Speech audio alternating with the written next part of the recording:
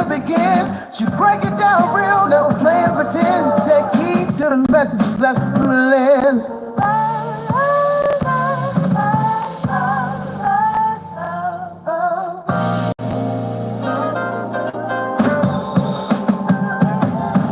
Came from the store, she built from the scars.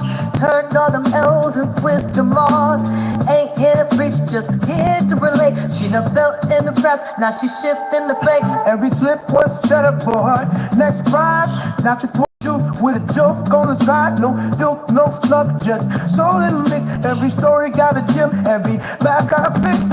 She went and went from heartbreak to hustle, from crying in the dark to finding the muscle. So if you watching, better open your ears, cause the realest lessons come wrapped in them tears. Take heed to the message, you gon' feel this vibe. Real talk, no cut, just the truth and life. Been through the fire, now she see that flame. Laugh through the pain, but she still got game. Everyday life with a twist and a grin. Tears, truth, jokes, where the hill begin. She break it down real, never play and pretend. Take heed to the message, lessons through the lens. She saying how it is, no shook, no mask. Might toast you with love, but it's all gon' last. It's life uncut with a side to grace. She a voice in your ear when the world's in your face. So laugh if you want, cry if you need. But one thing for sure, you gon' take it. Cause she been through the mess, now she blessed in the crowd. With truth in the chest, and the head still proud. Good morning, everybody. How y'all doing this morning? It's good to see you. Thank you for rocking in, tuning in with Take Heed. I greatly appreciate it this morning.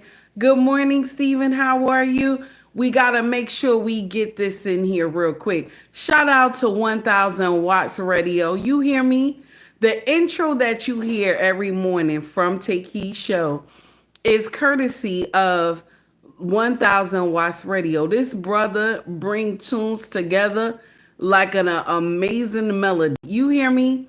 Y'all get in here and like and subscribe to that brother channel. Get in here, like and subscribe like I told you. Tell him Take Heed sent you. Okay? Say Take Heed sent me, baby. Okay, good morning, everybody. Let's get into the foolery this morning. So, it looked like Joe Biden's son is doing a tell-all, okay? He's doing a tell-all. Shout out to Messy Michonne, because I saw that she went through the same foolery yesterday with Joe Biden's son. She was going into the video as well, okay? So we gonna discuss it over here too. Shout out to Messy. Good morning, everybody. If you don't know who I am, it's okay. I'm not famous yet, okay? But my show name is called Take Heed to the Message. And the given name that was given to me by my husband is Abang Anwa. It just means queen. Stephen said, what is in the dark will come to the light. Amen. Amen. You ain't lying one bit. You ain't lying one bit. Okay? We're going to get into the foolery. Okay? We are going to talk about the nonsense today. Now, I'm going to share something with y'all. When all this first foolery started happening, when they wanted to replace Biden, they did it on a Sunday. Y'all remember, right? On a Sunday, they unleashed this out to the world that they wanted to take Biden out of the race and put Kamala in the race. And it was on a Sunday, and everything was quiet. Everybody, was home. It was, it wasn't a busy day. So social media went up into an uproar that it was put out that Joe Biden would not run for president again, that it would be Kamala Harris. So the son is saying that nobody respected his father, grassroots. Nobody respected the blue collar, Joe, and that's why it was easy for them to replace him with Kamala. Now, he said the elite, okay? He said the elite Democrats, okay?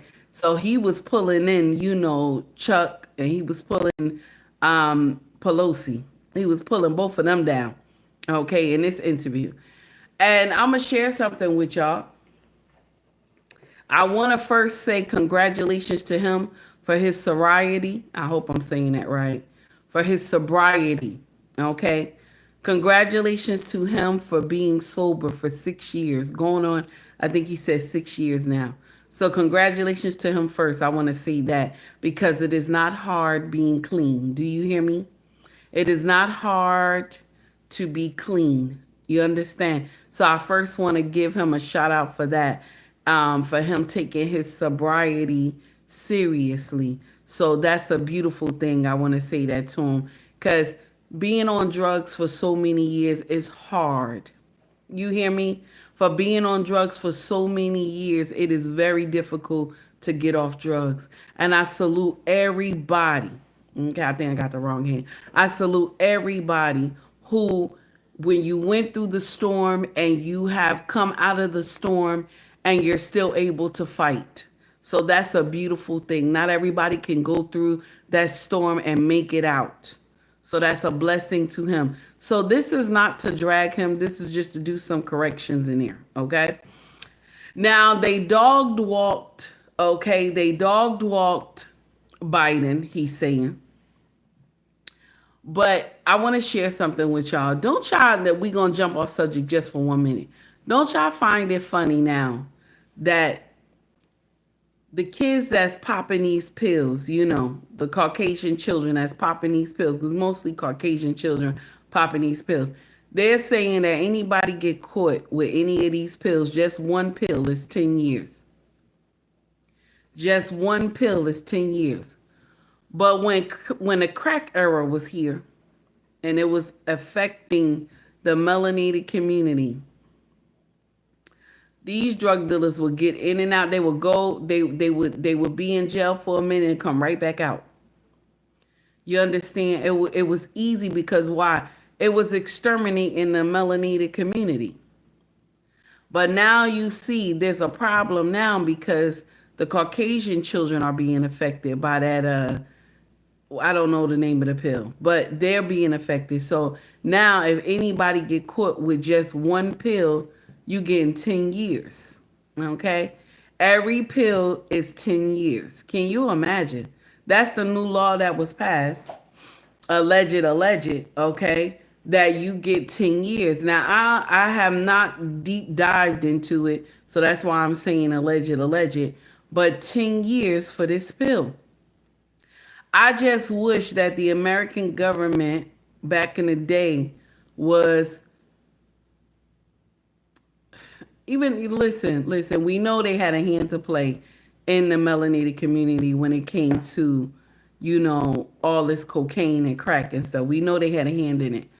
But when that president that left, that was not in the White House no more, y'all started cracking down on the sentencing of the melanated community, but not actually finding out the source.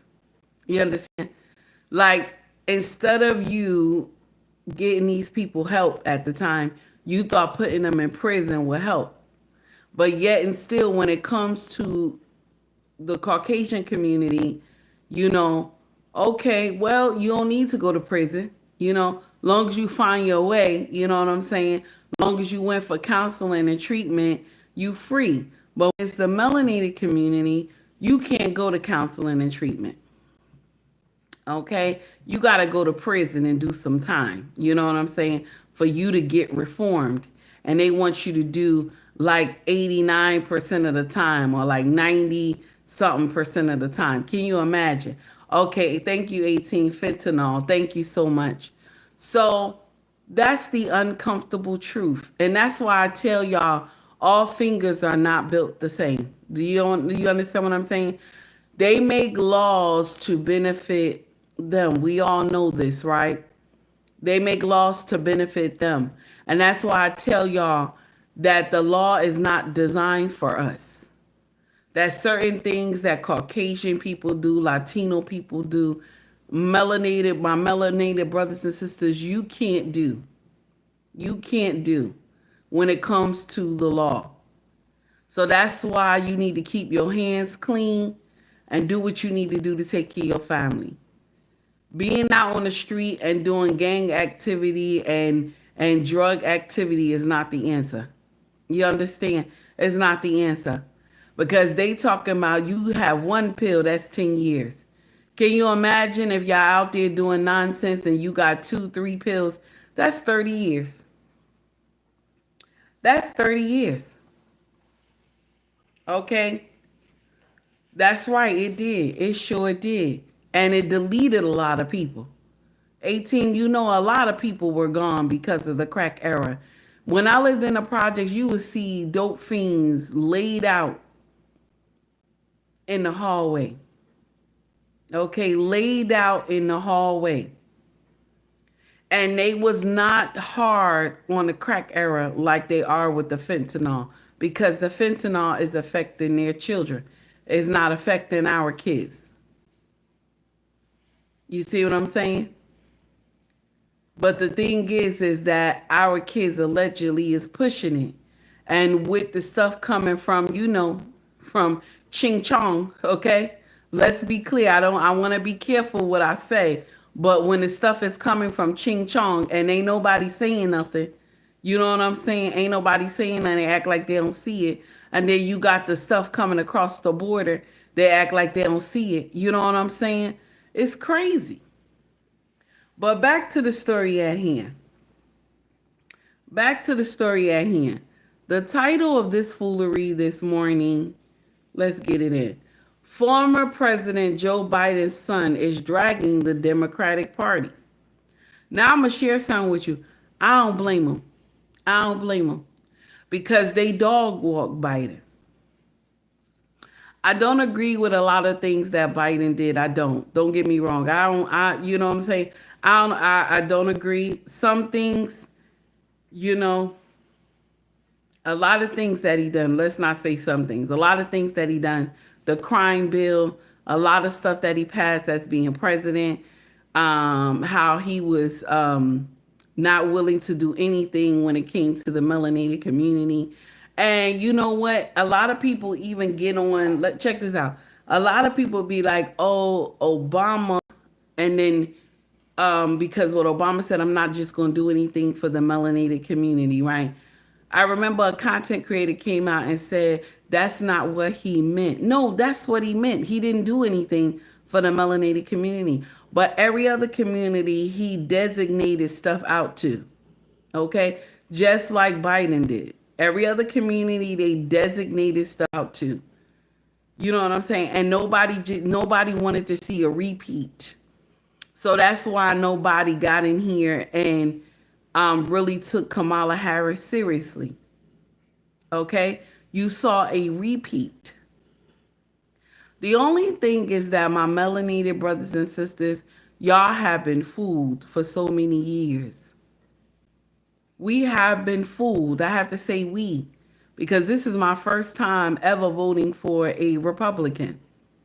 So we have been fooled. Because they'll tell you, oh, you need this, you need that, all these things they will lie to you and say that you need, right? They'll come to the communities and say you need all these things. You go and express your thoughts on the things that need to change in the community. And then once they get up in that seat, they act like they don't know us no more. They act like they don't know us no more. The melanated vote don't mean shit to these Democrats anymore. That's why they was pushing so hard for all these people to flood the melanated community, because they need a new slave. Is that nasty? Is that nasty? They need a new slave. But the only thing they didn't anticipate is that these people come with their own culture and their own beliefs. You understand? These people come with their own culture and their own beliefs. So you can't tell these women that they don't need their husbands. You can't tell these women that their children their children are in the wrong bodies. These women won't let you tell them nonsense like that. This is why they pushing so hard. This is why when it comes to voting, you know what I'm saying? They don't want all those restrictions on voting. What's so hard with proving that you are an American citizen? You understand? What's so hard with that? What is so hard to have the appropriate ID to go get, you know what I'm saying, to go vote? What is hard? What's so hard for that? You know what I'm saying? It's crazy. If you look at this, okay, with clean hands, if you look at this, some of the things that the Democratic Party, not even some, a lot. If you're looking at this situation with clean hands and a clear eye, you could see that this stuff is demonic. But as Democrats, because we were raised to be Democrats, we believe everything they do is right. Now, don't get me wrong, Republicans are not perfect. They do boo-boo the fool shit too. Let's be clear. But this is why I say the melanated community, we need to just be independent. So they can't count us anymore. We need to just be independent. And whatever candidate is going to do right, then that's the one we go with. You understand? We need to just be independent. Because now let's be clear, and I know that this is nasty, but out of every community in the United States, okay, African Americans, we vote the highest. We vote the most. Out of every community in the United States, we vote the most. Do you know, and why I say this, I have met a lot of Caucasian people, okay? I met a lot of Caucasian people in my everyday to day thing, and we just talk sometimes, you know what I'm saying? If it's I'm doing business, or if I'm going to get the car done or something like that with my husband. And I remember this woman at the car shop tells me she 50 something years old. She had never voted. I said, what? She said, I never voted. Caucasian woman. I said, you never? I said, you should be ashamed of yourself. She said, I just never felt the need to do it. You know, a lot of my friends, they don't vote. So I said, how do you get your voice heard if you don't vote? She said, I just never felt the need, but she said, now I'm gonna go register because I don't want to see Kamala in the White House. She was like, mama, no disrespect. I like, nah, ain't no disrespect, baby. Ain't no disrespect. I don't want to see her in here either. You know what I'm saying? There's no disrespect. But this is the thing. There's a lot of Caucasian people who have never registered to vote. Never registered to vote. There are a lot of Latino people that never registered to vote. They like 50, 60 years old. Never registered to vote. Just living however living and never voted. But the melanated community, we get on that gravy train by 18. We get on that gravy train by 18 because grandma, mama, daddy, everybody, granddaddy had talked to you about voting. That voting matters. Okay? So from 18, you already registered to vote. Our daughter, who is 19 years old, she's already registered to vote. We understand, because melanated families, they stay on their children about registering to vote. The rest of y'all communities don't. So when it comes to voting, the melanated community is the highest when it comes to voting. And so that's why a lot of the Democrat, Republican, they lean on the melanated vote. You understand? But I'll share something with you. The Caucasians and the Latinos got up and said, we gonna show out. This presidency, they did really good. They showed out. They showed out. They was like, no, we won't be doing another Obama 3.2 or whatever. We not doing another Obama. And I don't blame them for that. Shout out to all of them that was like, hell no, we gonna rise, okay? Because you see the foolishness that is going on, and nobody cares to correct anybody. When the Democratic Party can't even tell you what a woman is, no melanated community, none of us thought that that shit was strange. None of us thought that shit was strange. All the stuff that Obama did in the White House, nobody thought it was strange. We just continued, okay, because we believed he was the black savior. And there's no shot at Obama. You know what I'm saying? There's no shot at the first lady either. You know what I'm saying? But y'all did a lot of stuff that was not right when it pertained to us. Okay? When it pertained to us. And it showed up in Kamala Harris run for president. It showed up because the way Obama talked to our men like they were boys. He talked to our grown men like they were boys. Okay? And even though he was talking to the staff, they were filming it. So how you talking to the staff, they filming it, and then it resonated all the way to us like black men better get on board. You know what I'm saying? Okay? Black men better get on board. They better do what they supposed to do. How do you go and disgrace us like that? You know, talk about our men like they boys. And then all the black women joined in and was like, yeah, if Kamala loses, it's because of black men. No. Black men stayed the course. They still went through the burning house with their sisters. They still went into a burning house with their sisters, like Martin Luther King said. They still went into a burning house with their sisters. Okay? The people who said hell to the no, no, no was the Caucasian men and the Latino men. Was like hell to the no, no. We not doing that again. Okay? My brothers, sometimes I love y'all, I love all of y'all, but sometimes you gotta bring fire and brimstone to make a change. My brothers, I ain't lying to you. Y'all gotta bring fire and brimstone to make a change. So to the 21% of my brothers who brought fire and brimstone, to the 7% of my sisters, and I was included in the 7% that bought fire and brimstone, y'all continue to bring fire and brimstone. Because the thing is that no matter how we feel, okay, no matter how we feel about Donald Trump, no matter how, if you can't stand him, that's your business. That's your business. I just want to be clear. This is my channel. This is my channel, okay? So I don't have any dislike towards the president. This is my channel, okay?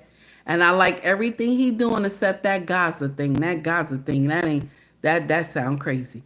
And then to let the small hat people get all the DEI programs and stuff, that's wild. I don't care about nobody say about that mess.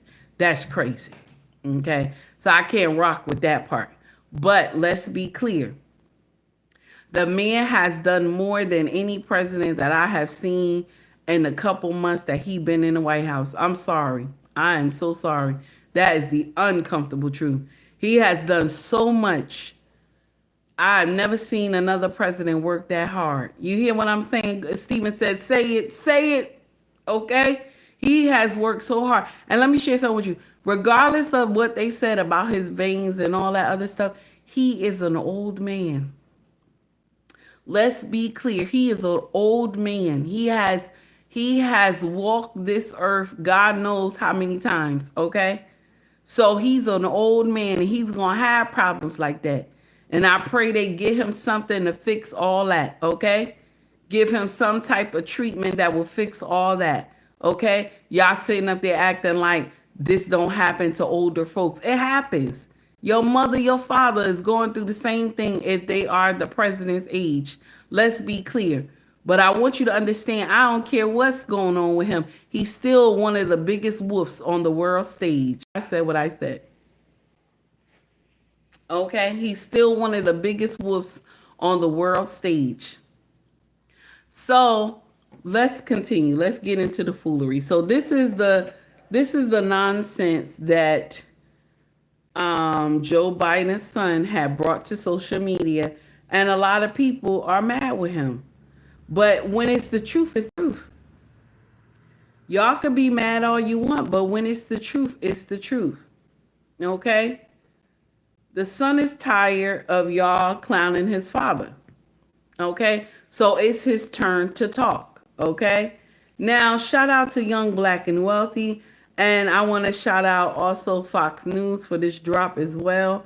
Thank you so much for this amazing content. Here we go. Just trying to bury Obama's people. He went on another podcast and crucified the Messiah himself. We all talk about the incredible popularity of Barack Obama. Barack Obama never got more than 69 million votes. My dad got 81 million votes. What is the one thing that drives Obama more crazy about my dad than anything? It's when he sits around and he continues to talk to people in a crowd, because then he can't also leave the stage at the same time. That's exactly right. He never likes hanging around. He doesn't. He doesn't like rope lines. He doesn't like rope lines. He doesn't like to take the pictures. Then Hunter name-checked Chuck and Nancy, saying the Democrat Party has been hijacked by rich white elites with no respect for his dad's blue-collar roots. What the Democratic Party proved is they have no guts. I mean, by the way, I say party. The elite white people that donate to the colleges, the people that donate to the multi-million-dollar checks to the DNC and the DCCC and the DSCC, the Schumer people and the Pelosi people and those people, the controlling interest of the corporate side of the Democratic Party. Hunter isn't. Why is he telling now, though? Why is he telling now? Why is Hunter wilding out on social media now? Because the way they dog-walked his daddy, am I right? Is the way they dog-walked his daddy. That's why he coming to social media and saying whatever he want to say. He's like, let the chips fall where they may. Okay? Now he's saying that, Chuck Schumer, okay? Chuck, okay? And Nancy, okay? The elites, the beasts behind the Democratic Party, that they are the true problem, okay? That they didn't want his daddy there, okay? They didn't want his daddy there no more. That they are the true problem. Now, I'm going to share something with you. Regardless of how you feel about Hunter, it's your business. But yet, he's been clean for 6 years. Going on, I think, 6 years. He's been clean. So no matter how you feel about him, I'm not here to clown him for his sobriety. I'm not here to clown him. It's hard being on crack. It's hard to be on crack, on cocaine. It's something crazy. So I'm not here to judge anybody because they was on crack and cocaine. My mama was on crack growing up. I grew up in a crack house. I'm not here to judge anybody because they was on crack. When you get past the crack, there we go. Congratulations to you. I'm not here for that. I'm not here to clown him. Okay? I'm here to talk about how the Democratic Party dog walked his daddy. That's what we here to talk about, baby. I see you in the chat clowning this man for his, he's a crackhead. That's your business, how you feel. But at the same time, he clean now. Anybody who was a crackhead, black, white, Latino, whoever you was, Asian, and you clean now, shout out to you. Shout out to you. I'm not here to judge anybody because they was on crack. That's not it. I'm not doing that. That's wrong. You understand? You clean now. So kudos to you, baby. It's hard to get off that demon. You understand what I'm saying? Crack is a whole demon.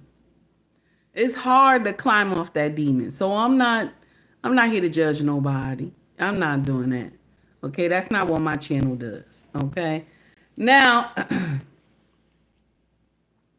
let's get into the foolery. So now, Hunter had went to a podcaster, okay, and he calls himself Fox, okay, Fox News or whatever, but it's not the real Fox News. I guess this is something else. I don't know.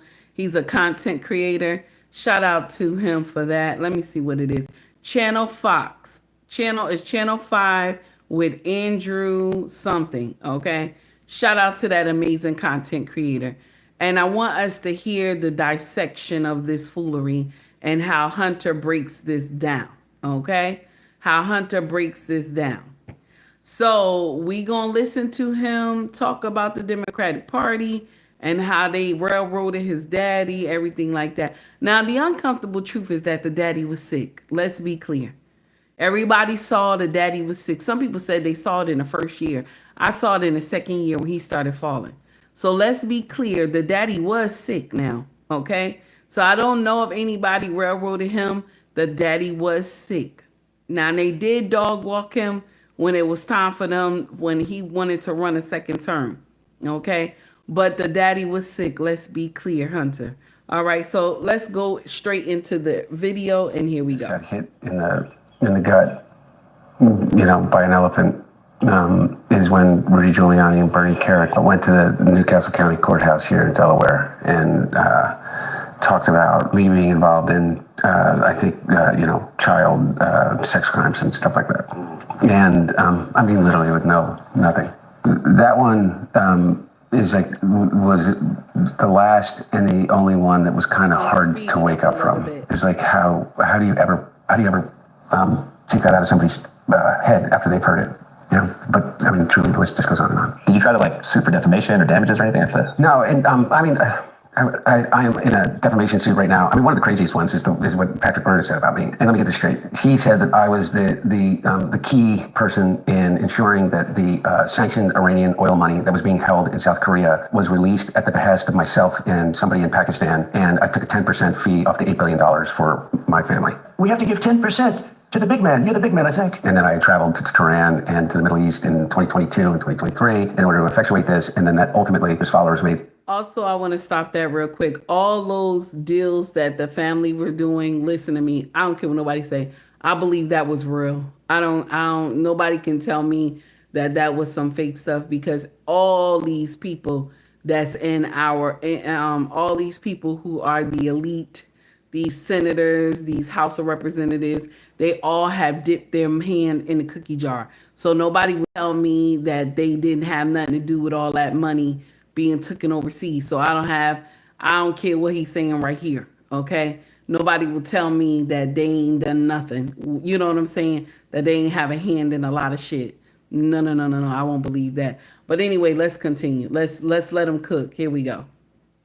That money was used to fund Hamas for the murder of over 1,400 Jews on October 7th. That's the kind of stuff. And now I know you guys look and say but who believes that? I don't know. The million people that read that tweet. I had one guy in California who is I don't remember his name, but he's associated with SpaceX, a big investor in SpaceX, a very, very wealthy guy, claimed just months ago that I rented a house from him and that I trashed the house and I had the Secret Service stiff him on the rent, and that I tried to pay him with a book of art made of my own feces. His ex-landlord claims he stiffed him on a whopping $300,000 in rent. What happens to the back rent that Hunter Biden owes my family? Is that pardoned now? And how insane is that, right?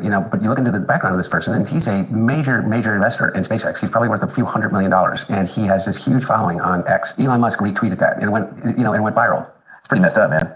There's also some people who just think that if you leave the country, you're a spy. You know what I mean? Why is he going so many places? So he's talking about people lying on him and saying he did this and did that. Why would he go rent an apartment where his family own a lot of stuff? They already own houses and stuff.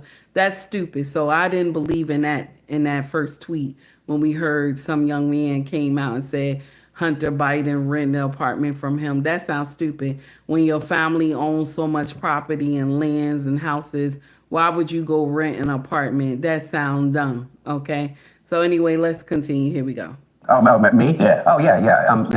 The really interesting thing is they created this a character that is both in some sense a ne'er-do-well fail son that has not ever accomplished anything, and a criminal mastermind all in one. I kind of feel like pick one. Most of my travel during that period of time when my dad was vice president. By the way, I didn't travel anywhere when my when my dad was president. I don't think I left the country. But during that time, I was the chairman of the board of what's called the U.S.-UN World Food Program. And I was also chairman of the board of the Truman National Security Project, chairman of the board of the Center for National Policy. I was a professor at Georgetown University, as a professor for over 4 years in the master's program of the School of Foreign Service. I taught a course on advocacy, and largely based upon the implementation of a thing called PEPFAR, President's Emergency Plan for Aid Relief in Africa. And as the chairman of the board of the U.S.-UN World Food Program, it's kind of like what you know of, like as a kid growing up, like UNICEF. UN has voluntary aid organizations in which each nation state that is a part of the UN voluntarily contributes to the continued operations of UNICEF, UNHCR, UNESCO. All of these organizations are all voluntary aid organizations. The UN World Food Program is the largest voluntary aid program in the United Nations, and it is the largest humanitarian organization in the world. It serves over 80 million meals on a daily basis.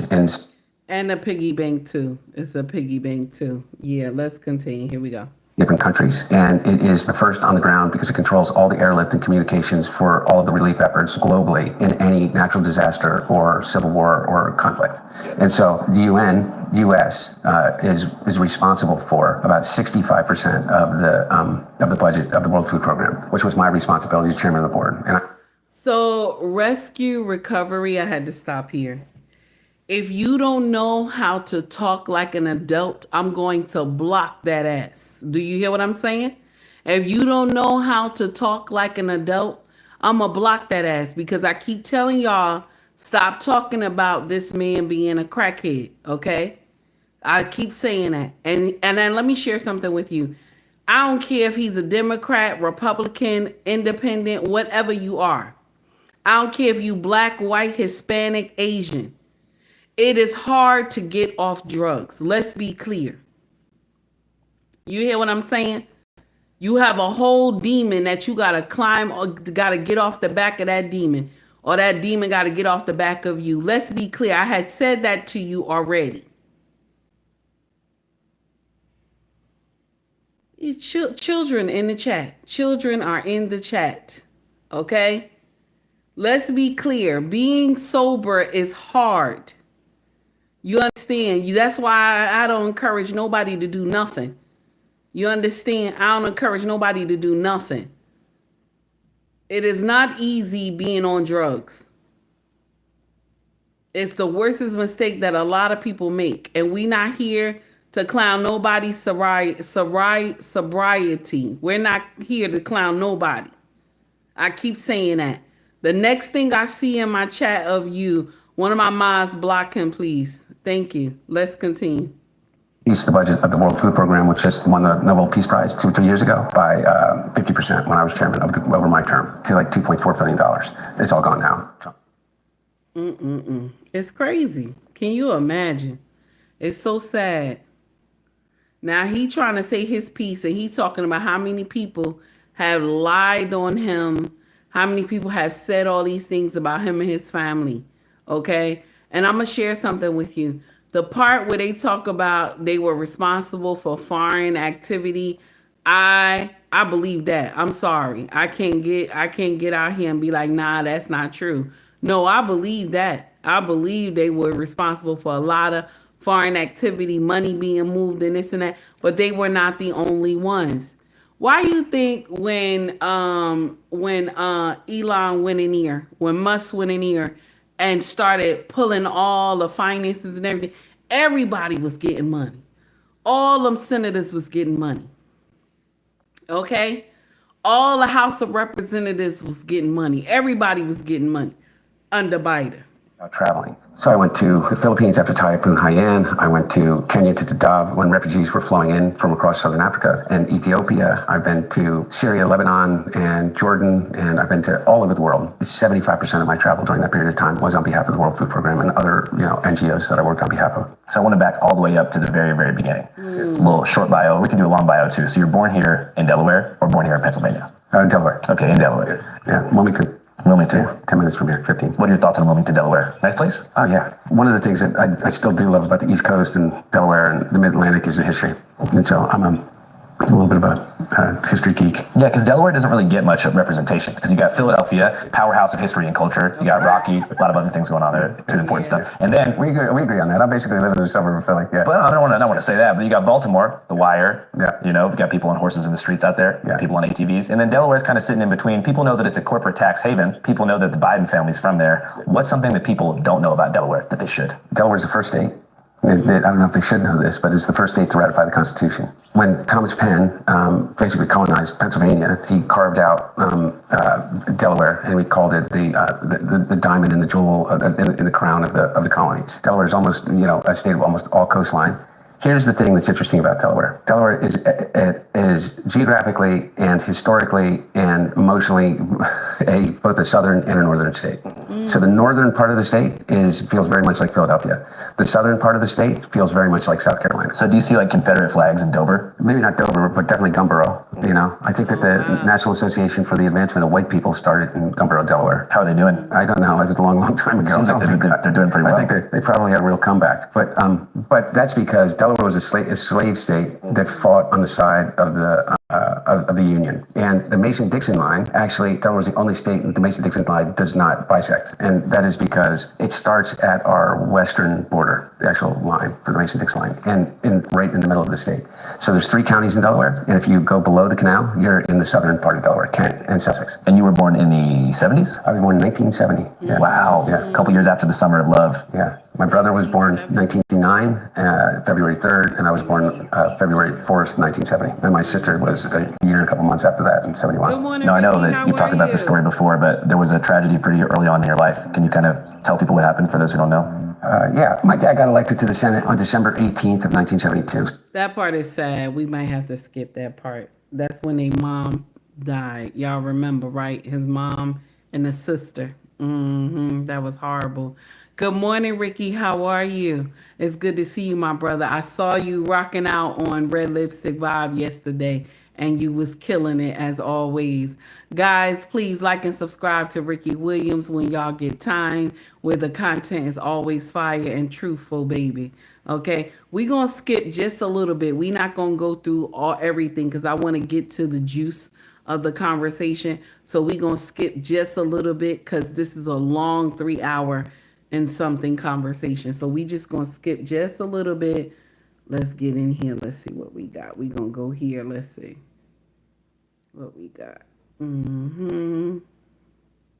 Let's see what we got. And one of the cool things about your dad becoming president is the Latter-day Saints, who have the largest database of genealogy in the world. I have this really a lot of material on both sides of the family, the Bidens, the Finnegans, the Hunters, but mainly the Bidens and the Finnegans. And you go back particularly on the Finnegan side, and you see Francis W. Finnegan died age 32, consumption. All these people that died age 39 left 4 children, consumption. And it's just a catch-all disease. And what it is it's alcoholism. You died of alcoholism. And the reason is alcohol is the only drug that impacts every single organ in your body. So from your brain to your liver to your kidney to your spleen, it enters your bloodstream, and it's the only drug that you can die from withdrawing from. What about Xanax? Except for benzodiazepines, which are in large quantities, you can die because it has the same impact that alcohol does on your body. Because once you withdraw it from your body, it's the only drug, along with benzodiazepines, that can send you into seizures. Because your body is saying, I need this to live. And so it has tricked it so conclusively that the sugars of those alcohol in every single organ scream out, and basically you have seizures and die. The way in which alcohol as a disinhibitor works, causes people hardly even knew each other. She had lived on the reservation but didn't have any relationship to Leonard. There's a whole bunch of other inconsistencies. On a deeper level, what do you think it was about Leonard that scared the federal government in such a capacity? That's a good question. If you believed Leonard, then you had to understand the rest of the story of what the federal government was doing, which was they were systematically murdering members of an organization that were setting out to highlight the injustice that was occurring on reservations across the country. I think that we are in such a ahistorical, is that even the term, time right now? I know why they want to erase history. I know why they don't want to teach about the actual history of this country, because to do so makes a lie out of almost everything that they are trying to achieve. And how could anyone see the way in which Native Americans then and now are treated on Pine Ridge by the federal government, to the degree that they basically paid for and implemented a program to systematically murder those that were simply speaking the truth? Our government, the FBI. Okay, now we getting a little heavy. We getting a little heavy. Let's calm down because you know how YouTube be acting. Okay, we getting a little heavy. So he's saying that the government is responsible for a lot of, things that happen. Okay. Uh, the government is responsible for a lot of things that happen to people who wanted to see change. We all know that. We know that. That I mean, he's out here saying it, but we already know that they were responsible for a lot of people who in our community that is gone and other communities that spoke out against the travesty that was going on. Because the thing is, if I get people who speak out against the stone, you know what I'm saying, like the rock. If I get people who speak out against the rock, I got to get rid of them because they might start turning other people. You understand? I got to get rid of them. So this is why certain people are still here today. Okay?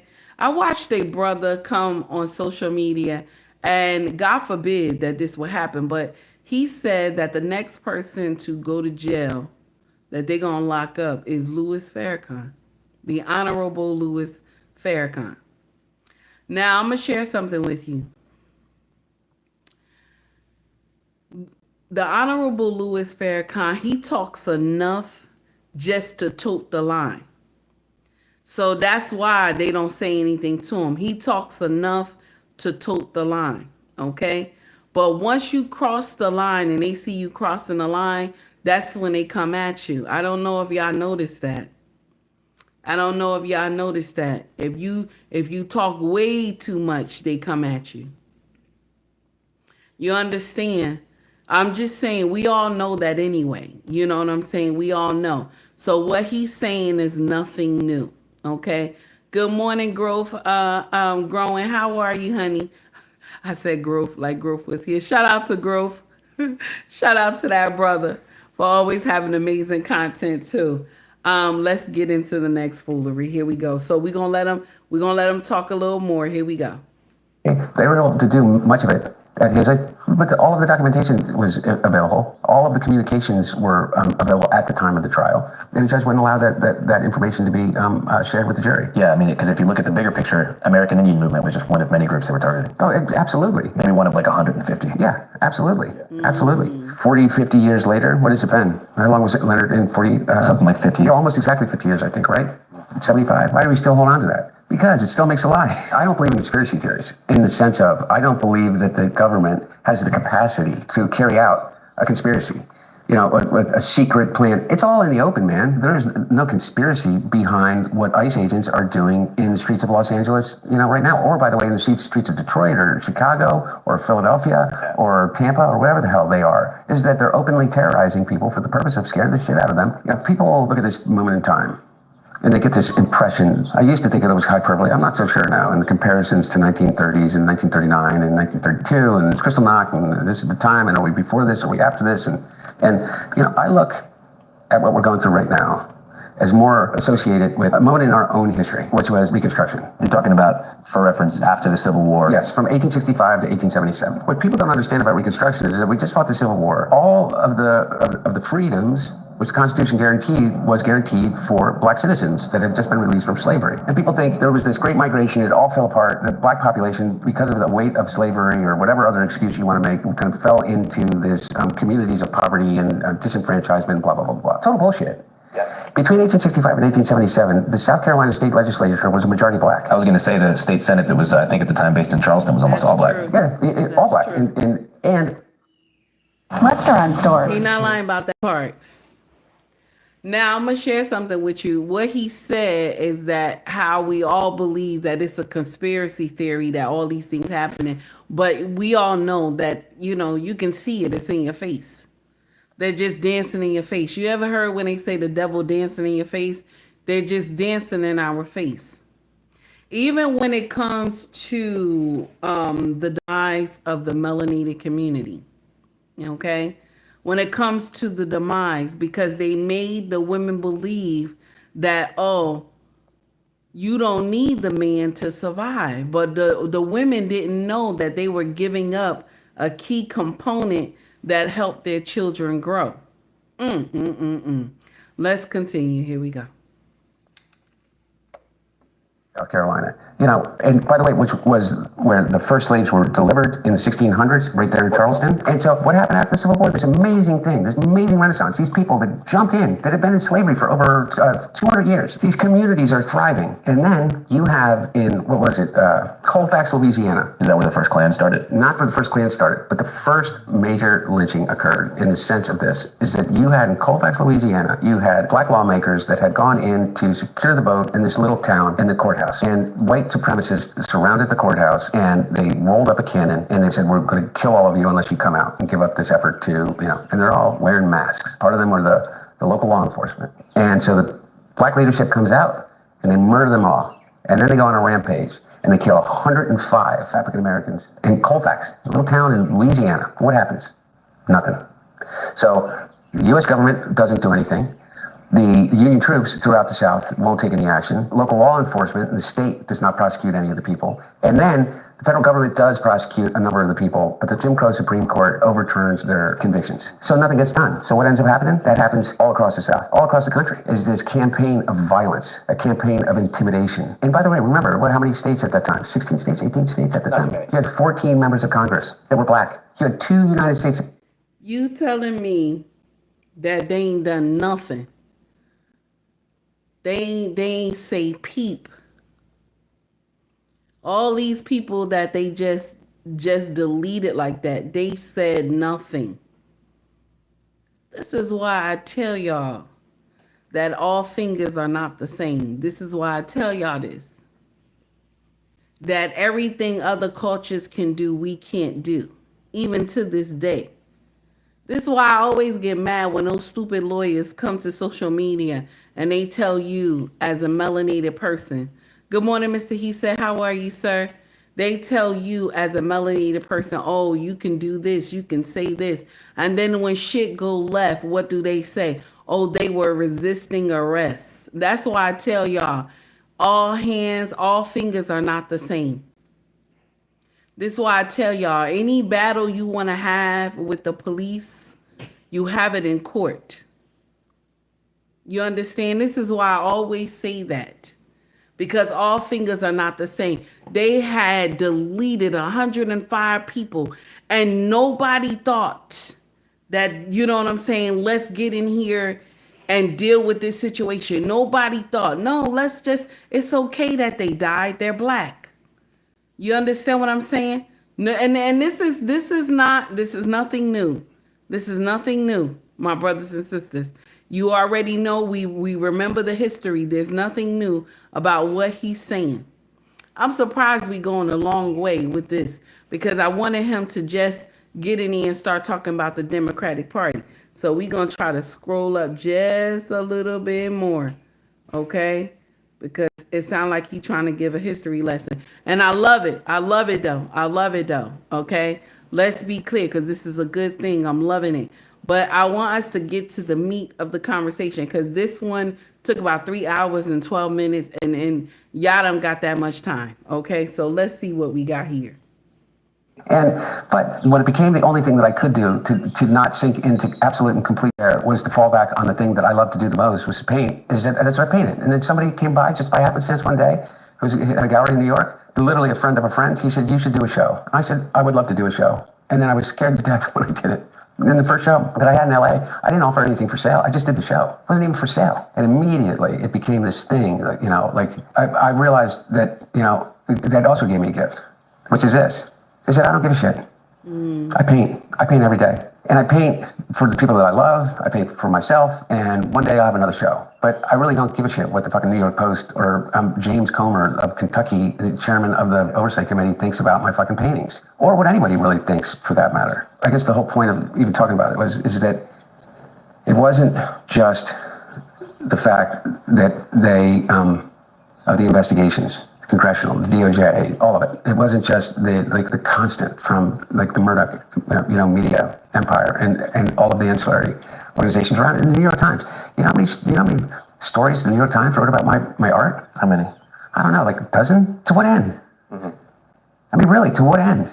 I mean, at the time that they were writing about my art, Jared Kushner was in Saudi Arabia after being the head of the Middle Eastern Policy Group for the White House and covering for the leader of Saudi Arabia in the murder of Khashoggi, collecting $2.1 billion investment. When he was doing that, and they were selling golden sneakers and Bibles to people off their donor list, the New York Times was still writing stories about the legitimacy of me deciding that I wanted to be a painter or not. Well, as you mentioned, it's a business. Businesses are profit driven, and they know that there's a bigger appetite, a larger media market that's going to prefer to hear about Hunter Biden's potential artistic career after the scandal. So what he's talking about, I'm gonna share something with you. This is common. I always tell y'all, the smoke and mirrors is what they want us to look at, but they never want us to look at what is going on behind the curtain. The smoke and mirrors is what we supposed to be looking at, but never what's going on behind the curtain. Check this out. Like the whole thing with Diddy trial, we were all paying attention to the thing with Diddy trial, right? Okay, remember. But then the small hat people were getting the approval for the DEI programs, okay? Because they're 2%, and they're so, they said this is because they're only 2% in the United States that they're supposed to get the DEI programs. So now they're going to get all that money and funding and everything. And so the rest of the United States ain't going to get none of that money. Okay. All that taxpayer money is going to them, the small hat people. So they're going to be able to do programs, loans, all that other stuff. Then you're going to see all new businesses walking up all over the place because they're getting the DEI money. While all y'all black activists was running around here marching and shit, y'all wasn't paying attention to the stuff that was going on behind the curtain. And now all the small hat people are going to get those DEI programs, all that money. Y'all, some of y'all people who are the so-called head of the melanated community, some of y'all is fools. I'm sorry. Some of y'all is fools because y'all made us, we looking at Diddy. Y'all was doing videos on Diddy too. We all looking at the shit that's going on with Diddy. Everybody forgot about small hat people behind the curtain. All the shit that they doing across the world over there in Gaza and shit. And that how they starving those people. Them people ain't get supplies in over like 5-6 months. They ain't got no supplies for food. Okay, now the other day, and you don't even hear this no more. You heard it one time on the news, okay? The other day, the people were rushing to get the food, right? You know, when you hungry, you hungry. You're trying to get the food. Don't you know they round off buckshots at all those people who was trying to get food, and they gonna claim that, oh, they thought the people were trying to steal the food and all this other nonsense. Alleged. I gotta say alleged for my channel, y'all. But that's what the news said. Okay, these people need they hungry, and they're rushing the trucks to get food, and y'all taking y'all slow, sweet time. Y'all haven't gave these people food in months. And that's not what is agreed upon in the way y'all do, WAR, okay? The way y'all do WAR, that's not agreed upon. Y'all have certain rules when you doing nonsense like that. When y'all in conflict, you still supposed to feed the people. Y'all gonna say, oh, because this group is gonna take it and sell the food to other people so that they can use the money to buy weapons. That sounds so stupid.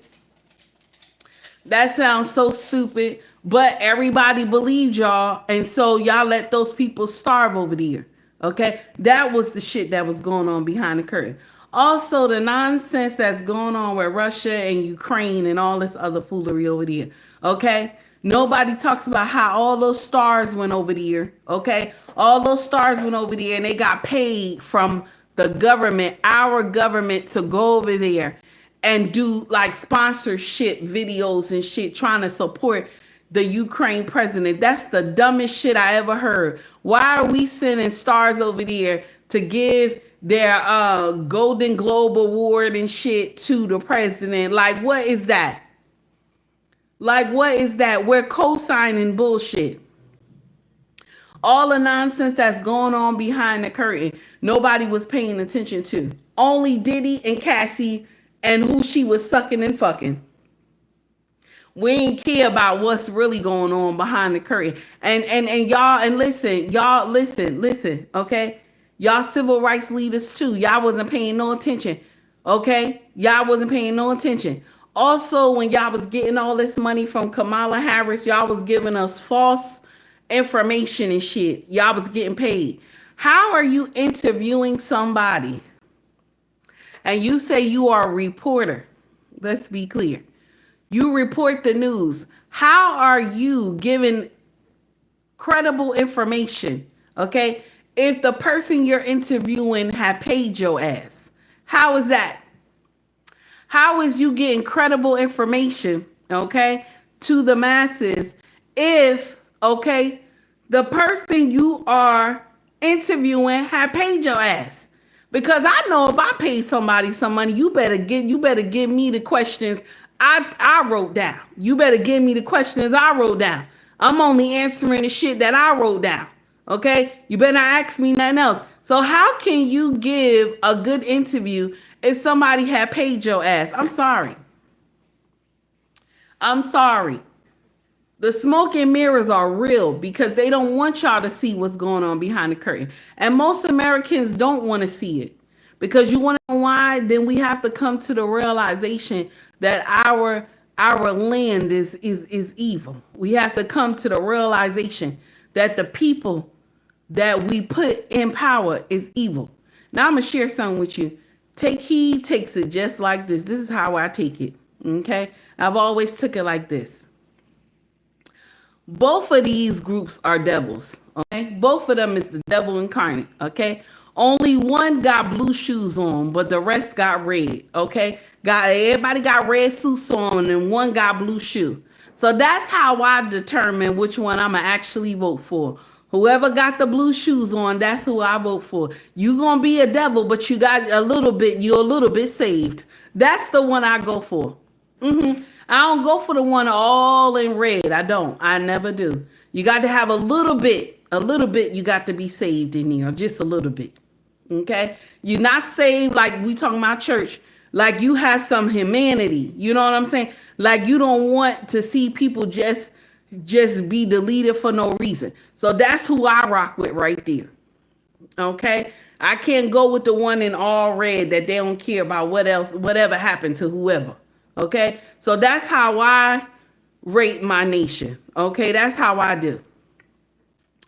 I'm not going to sit up here and say I hate my nation. I was born here. I wouldn't want to be born nowhere else. I would not. I don't care what nobody say. I wouldn't want to be born nowhere else. But we do a lot of fuck shit. So I just, you know what I'm saying? They want us. That's why they throw out stupid shit for us to pay attention to. American people, I'm letting you know. They throw out stupid shit so we pay attention to that. And then what's really going on behind the curtain, they doing a whole whirlwind behind the curtain. Like, who would think to give all the grants of DEI to the small hat people? Who would think that? You know how much money that is?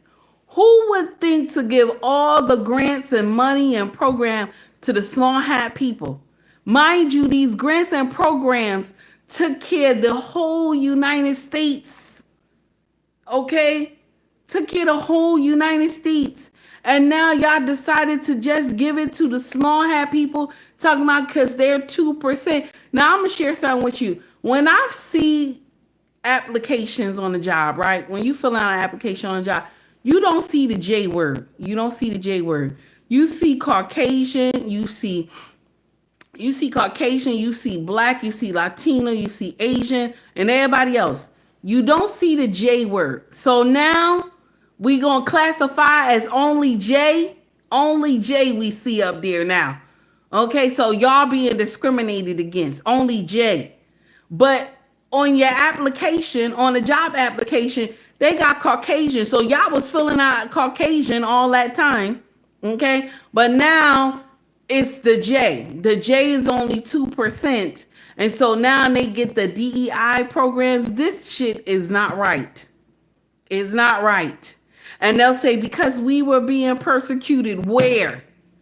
Where have you been persecuted in the United States? Where? Don't get me wrong, some shit has happened to some of their properties and stuff, but the worstest people who have been prosecuted in the United States is blacks. Let's be clear. Let's be clear. Anybody else can say what they want to say, but the worst people who've been prosecuted and mistreated is African Americans. Okay, if we want to start from the beginning, let us start from the beginning. And so now they're getting all these grants. You're going to see shit start popping up everywhere. They're going to have new shit, everything. And then this is the thing, what's going to really mess up is that they're going to say, y'all going to have to buy from these people. Because there will be a time Americans will say, I don't want to buy from them no more. And then they're going to say, y'all going to have to buy from them. That they're going to make it a law that is going to be against the law to discriminate against them directly. That you have to buy from them. My money ain't going nowhere but in my pocket. If I don't see nobody else get it, they ain't getting it. That's it. I said what I said. Okay, I said what I said. Mr. He said, thank you for the $2 super chat. Do all lives still matter? That's nasty. Well, not letting our government tell it. Listen. Now, anyway, I'm going to share something with you. Take Heed is going to tell you like this. I don't want to be born nowhere else. I love my nation, okay? But I know the shit that we can do, okay? That's why I don't get upset when people say, oh, this, that. I know the shit that we can do, okay? And this is why, as you being a content creator or you being an activist, you have to learn to tote the line. You got to learn to tote the line. Because if you go too far, somebody going to be there to get you right out that spot. Okay? And sometimes it'll be your own that will help them get you out that spot. It'll be your own that'll turn on you. Now, I'm trying to talk in code as much as I can, and I hope y'all understand what I'm saying. Put a 1 in the chat if you understand what I'm saying. Put a 2 in the chat if you don't. Okay, I'm trying to talk in code as much as I can. And if you don't understand what I'm saying, baby, scroll up. Because that means this conversation is not for you. You understand? I'm trying to talk in code as much as I can because YouTube do not play. So if you don't understand what I'm saying, please scroll up. The conversation is not for you. You have missed it. Okay? So now you hear Hunter is going off. Okay? Hunter is going off, okay? And he upset, and he has every right to be. He has every right to be. They railroaded his daddy, okay? He's trying to call himself defending his father and at the same trying to defend himself too. But let's be clear, you were a part of the elite. You and your daddy is a part of the elite. The only thing that happened is that he got sick and they was like, no, we can replace him. Okay? So we not here for the sob story. We just wanted to hear the part where you was dog walking the Democrats because let's be clear, we don't feel sorry. Okay? Y'all was a part of the elites. Y'all was taking money just as well as everybody else was taking money from the American people. Okay? Y'all made the treasury like a piggy bank for everybody. Okay? So let's continue. Let's see what else he got to say. This is a typical, Kushner, Trump family corruption thing possibly happening in a different country. They know that, Trump's audience is going to be more hungry for anything about you than about, it's a classic diversion thing too. It's like, don't look at what I'm doing, look at this guy. One of the things that's interesting is that when we first talked, I said to you, we had a brief conversation about whether we'd do this or not. And I said, I suspect that many people in your audience, like your kind of, for lack of a better phrase, your loyalists, would kind of have probably looked at me over the past 5 years and said, we don't know if Hunter Biden is the villain that they say that he is, but kind of a sleazeball. I recognize that. And the question that I have is that how do you move forward in this world if every discussion you begin is a defense of, I know why I went on the board of a Ukrainian national company. A lot of it had to do with money, 100%. You know, I had an organization that was willing to pay me for a service that I was 100% qualified to do. I went to Yale Law School. I served on dozens of boards. Before this, I was an expert in corporate governance. I have an encyclopedic knowledge of the region. I had served on a major infrastructure companies board and had done work in global aid relief throughout the entire world and had an enormous list of connections of my own. And I was qualified to be on that board. And it gave me the freedom at a time when I really needed the freedom to be with my family, to focus on my brother's health. And I chose to do it. And I was transparent about it. And I did it. Nothing wrong with making some money here and there. But by the way, I you say that, and I could say that, and in light, and be like, oh, it's just there's this reporter Ken Vogel, and he calls it like soft corruption, as if I could separate myself from my father in any meaningful way that would not disadvantage or remove the advantage or potential disadvantage of being his son. So, for instance, if I had decided to be a painter, I chose something in that when my dad became president that was completely 100% outside of any of the purview of what I thought of the federal government. What control does the federal government have, or the White House or administration or president could have on whether somebody buys a painting of mine or not? It became a national scandal. So how can I possibly argue that I've not had enormous advantages afforded me because of who my dad was? But I certainly have paid the fucking price too. And I've been held accountable in ways that nobody that didn't have my last name would be held accountable. And I've been afforded options as it relates to that accountability that nobody that didn't have my last name would be afforded that. But then I'm not looking for sympathy. Which is interesting. I mean, the way you it's just a fact of life. The way you put it's actually pretty fascinating. Like every way that you've been able to get ahead kind of boomerangs to where if you do anything that is seen in the public eye as being like negative or problematic, it gets thrown back in your face 10 times harder. Yeah, and the thing is this is that here I am. I'm a 55-year-old man. I've raised children. I'm a grandfather. I'm obviously a father and a brother and a son and a grandson and a nephew and a painter and a business person and a lawyer. And I'm sitting here like talking about my dad. You know what I mean? It's like Jesus Christ. I don't know if that makes any sense, but my point is, I interviewed Tom Hanks' son once. Yeah, and he's got a similar dilemma. He's a rapper. He's a weightlifter. Yeah. He's also in recovery. He does a bunch of cool stuff, but still, people want to ask him, "Hey, man, can I meet your dad one day?" Or he still has to comment about what it's like being Tom Hanks' son. I remember he said he was getting a haircut, and the guy was like, "Yo, tell your pops I love Forrest Gump." He just walked out because it was round 1,000. And I take it that you've had a similar experience. Yeah, I can't judge, anybody else's relationship with their dad. Is that all I know is this, is that I am more proud to be my dad's son than anything in my life. I mean, truly mean that. I don't know, I'm not exaggerating. I haven't seen somebody depicted in fiction, in a movie, in a book, story from a friend, real life, my own experience, that anyone that is as good as father as my dad is. And just, the one single thing that I aspire to, what I don't know whether I'll ever achieve to the degree that he has, is the way in which he has been a father to me, to my brother, to my sister, and a grandparent to my children, and a father to so many people that you'll never meet.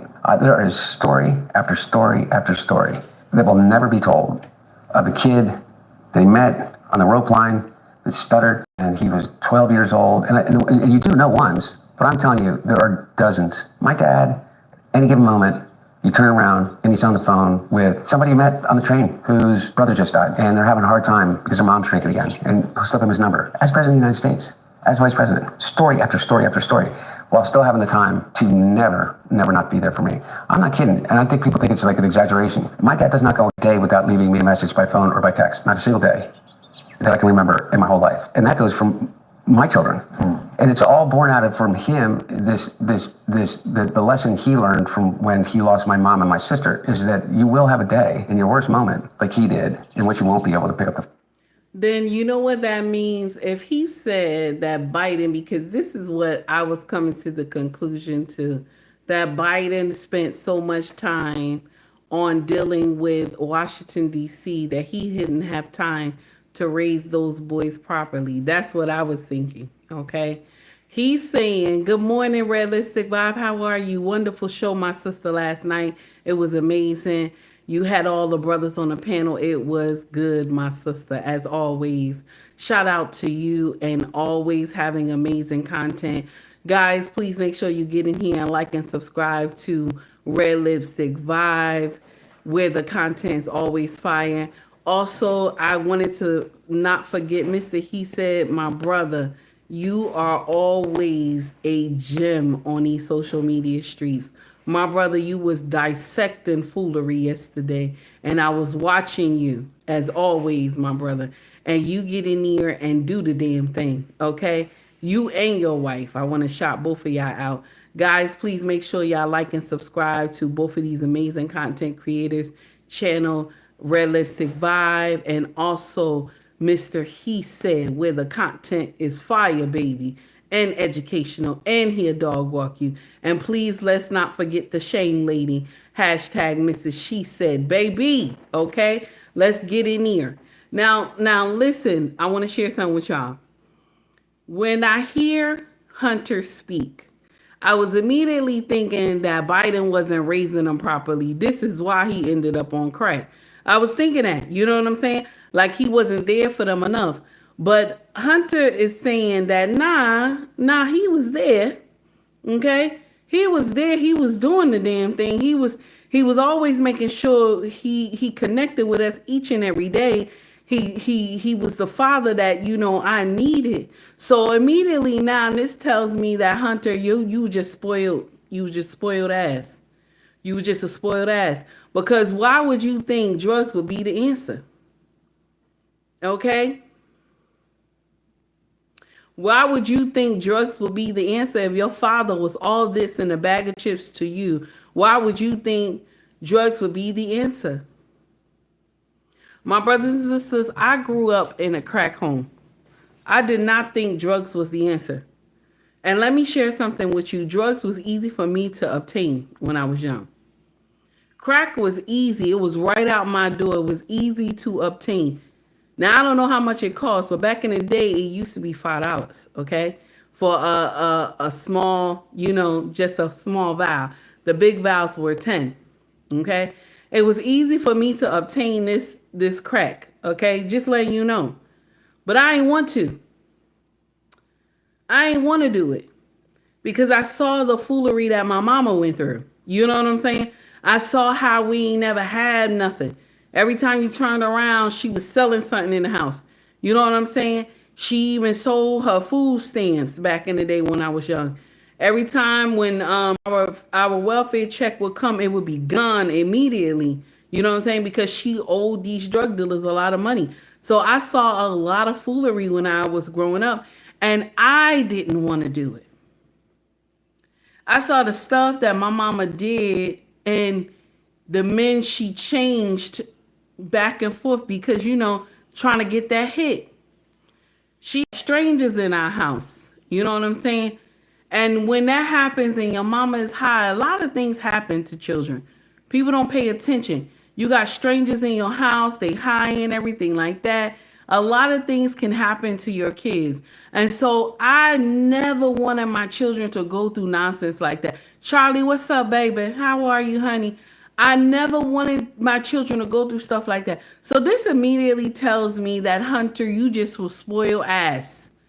You just will spoil ass because I was at least trying to give you the benefit of the doubt that, okay, maybe because Joe wasn't around y'all a lot. No, you said he was the most amazingest father. He did everything he was supposed to do. So that means you just was ungrateful, damn it. That's what it means. You just was ungrateful child. And that's how some of y'all be. I'm sorry. Nonsense. Okay? Nonsense. Ain't no way that drugs would have been the answer for me. You understand? And I had a lot of shit happen to me growing up. Drugs should have been the answer. Okay? Drugs should have been the answer. I've been through a lot of shit. I got demons in my closet that's still there. Okay? That's still there. And I'm fighting them off every day. Okay? So I should have been a statistic. But Yahweh said, not you. Not you. Okay?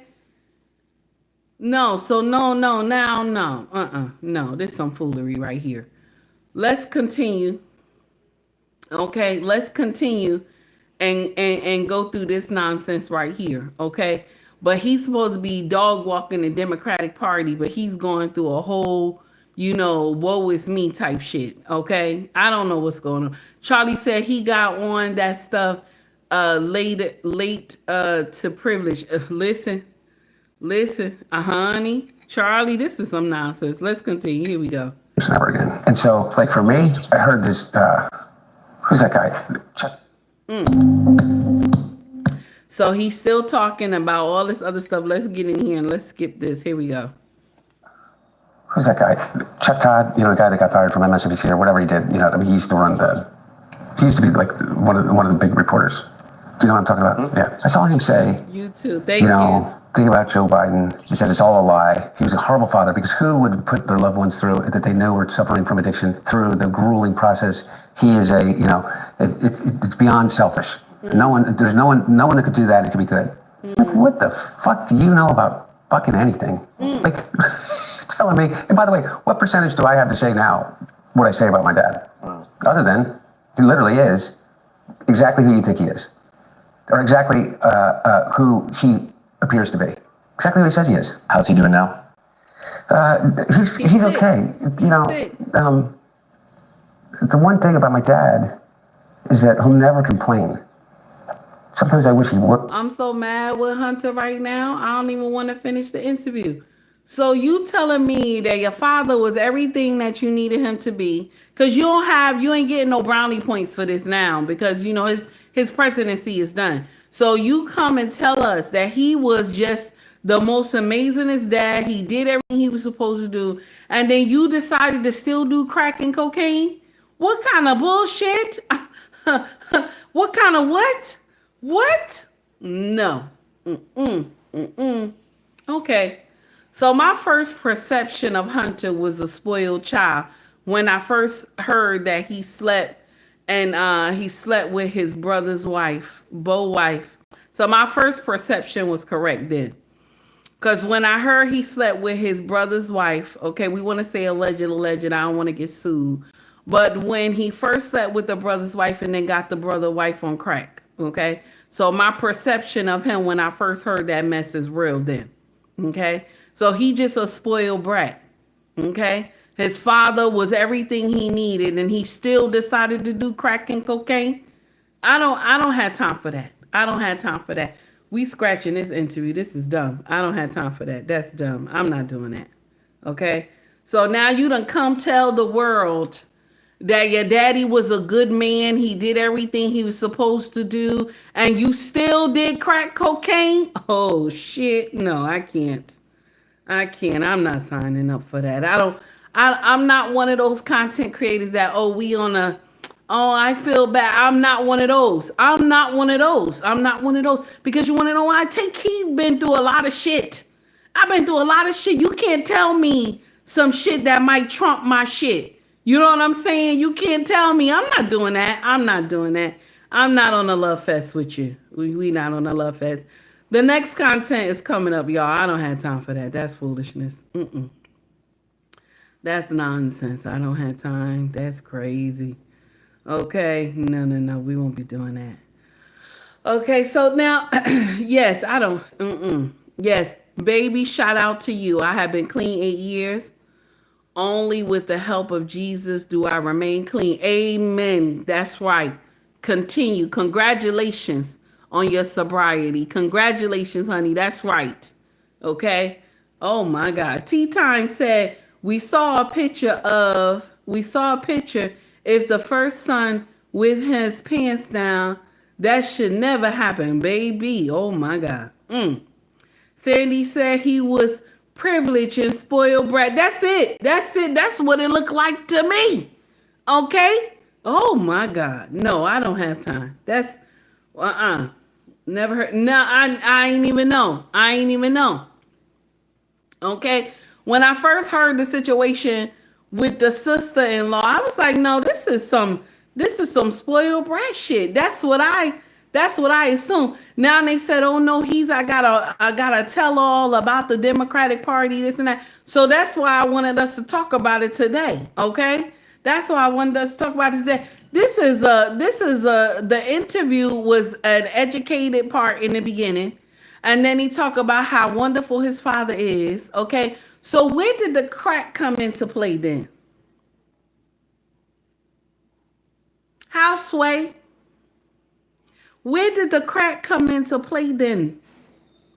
Where did the cocaine come into play then? You know what I'm saying? How? How, Sway? How? I'm not no. No,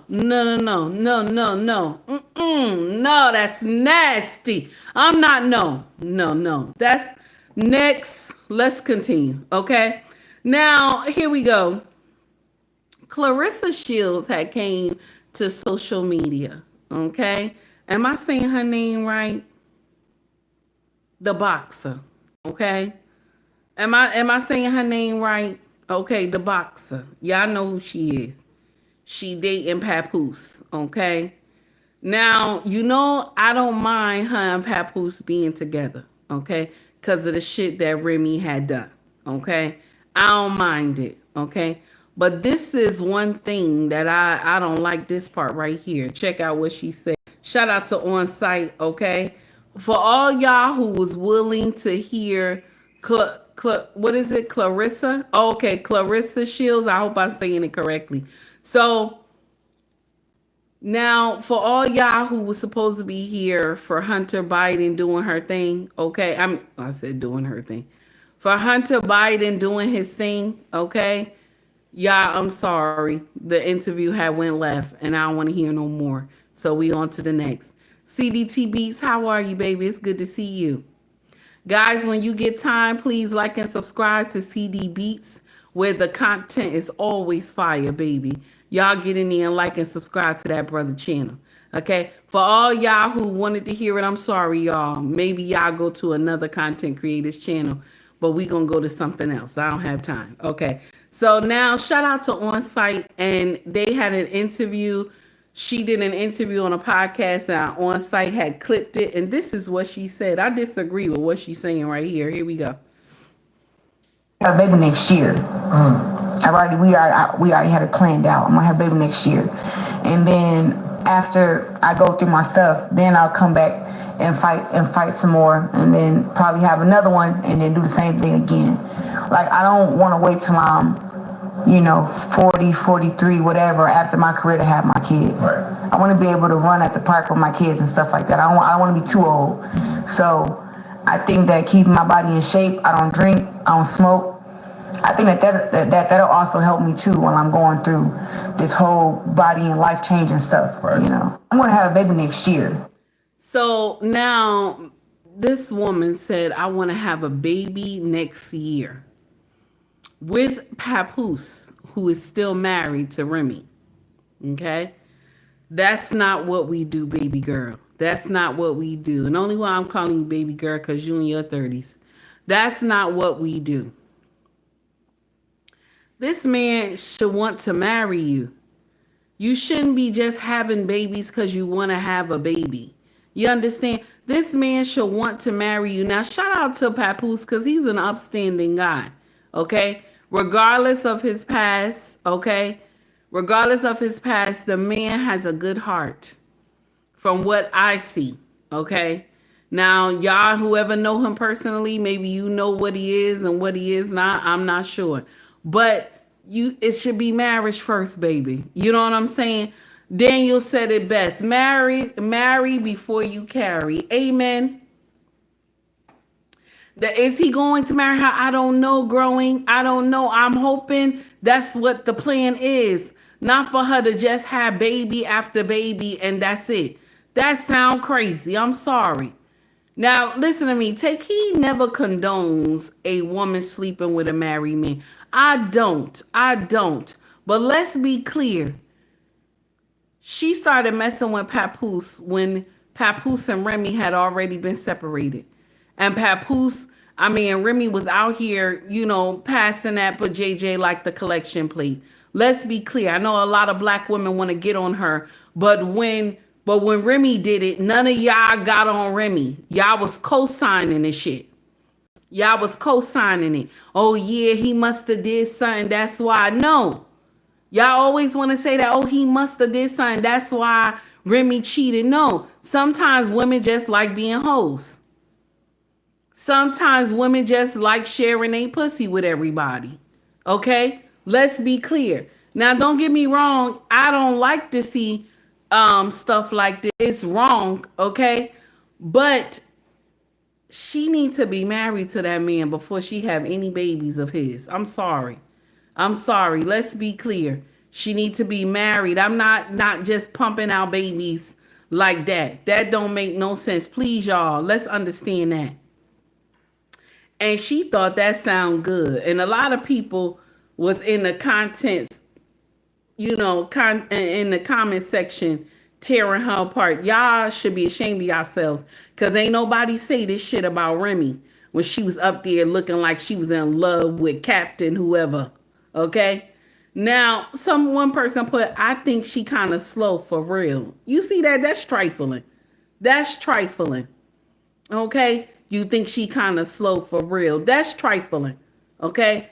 And can't nobody see something wrong with Remy? Okay? Listen. Now, Clarissa, it says, not right now. We start mourning the death of Theo. Okay? Somebody said, not right now, because we starting to mourn the death of, Theo Malcolm. Remember, guys, Flint water was filled with lead for years. Why are you trying to clown her? You see these women, okay? But nobody was getting in here clowning Remy Ma when she was doing that nonsense with Up the Block Captain, whatever his name is, okay? Okay, somebody said, which year is he getting the divorce, though? Now, I like that part. When he getting that divorce, though? We got to know that part right there. Somebody said, I speak for all of us when I say this. We don't give a damn. No, you don't. You're not speaking for me. I want to know. Somebody said she rode the bus for show. Y'all trifling. And it's a black woman. Y'all trifling. Okay? I love her confidence. I genuinely think she is a little delayed, though. It's interesting to watch. Y'all trifling. It's a woman. It's a woman. Takee got in here. She said, wow. I just got in here and said, wow. Because I didn't know what to say. Okay, y'all know I like to talk. I didn't know what to say. Somebody said she talked too much. Her face is strong. What you mean she talked too much? Her face is strong. Y'all get on my nerve. And it be the sisters. Y'all drag the most. But ain't nobody was dragging Remy ass when she was up here cheating with Up the Block Captain, whatever his name is, damn it. Oh my God. Now, Lord, I hope they don't break up because she won't take it well. Somebody said she ain't gonna take it well. I don't think they'll break up. Papoose want that girl. Okay. She gives Remy group chat content every day for real. Okay. She gives Remy group chat content every day for real. Why don't nobody correct Remy? Okay? Why don't nobody get in there and correct Remy ass? Okay? Correct her ass. Okay? When she brought somebody home to their house, screwing somebody else, and Papoose walked in on her ass. Why don't they correct her? No, everything Remy do is good though, right? Somebody said, what's in the short bus is she talking about? Y'all trifling. It's a woman saying that. If he ever leaves her, that's going to be her last final fight. Oh my God, that's terrible. They must still be in the honeymoon stage. I remember those days until I was bamboozled. Y'all always get in here and say that. I didn't know. I didn't see the red flags. You saw the flags. Okay. Okay, she don't seem wrapped too tight. Now people talking about how she this and how she that. Did nobody say anything about Captain the Block though, right? When the captain of the block, whoever he is, ain't nobody was saying nothing about him though, right? Okay. Y'all dog walking this girl, but ain't nobody say nothing about him. Look at Remy ass. Okay? Oh my God. She is so unproblematic, guys. Just leave that girl alone. She ain't bothering nobody. She just want to be in love. She ain't bothering nobody. Okay? Yes, Sharon, I said it. Up the block captain, whatever his name is. Okay? Growing said you play too much. Take heed. Listen. Oh my God. Somebody said she want to have a baby named Shira. I don't even know what that means. Okay, 50 Tysons. I don't even understand. Oh my God, and this a man right here talking like this. Okay, it be them son husbands always. Okay, always those son husbands. Okay, the baby gonna have strong features. Y'all trifling. Somebody said you an idiot. Oh my God, what do she have to do to prove by telling us this? Like, really? What she got to prove by telling us this? Really? Sweetie, make sure he marries you first because you having a baby. Where's the marriage plans? I hope she trolling, somebody said. Now, I'm going to share something with you. I like this young woman, but I'm hoping that, marriage come down the pipe first before those babies. Oh, my God. Because what's going to happen is you're going to have another Eric Gardner situation. May his soul rest in peace. You're going to have another Eric Gardner situation. Because if anything happened to Papoose and he's still married to Remy and all the children that you have with him, those kids ain't getting nothing if he's still married to Remy. Remy going to get everything and a little bit more. And that's the foolishness that y'all forget. You know what I'm saying? Y'all forget that part. This man was married prior to you. He was married before you. Let me say that right. He was married before he even knew anything about you. Married 10 years, maybe 5 years. And he stayed legally married. And now he been with you 15, 20 years. And God called him home to glory, right? Everything that he has is going to that wife.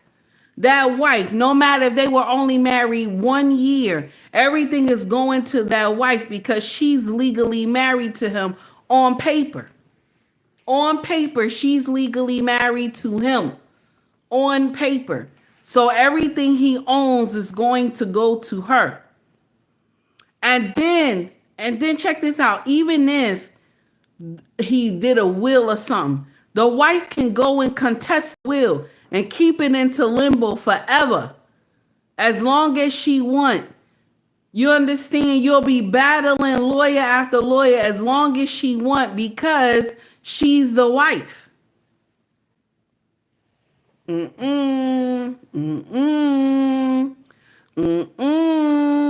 telling y'all. Okay. So this is she in love. She in love, y'all. Okay? She in love. She better wake up. She better wake up. Ask about some marriage plans before those babies come down the pipe. And I understand you don't want to wait. I understand it. Okay?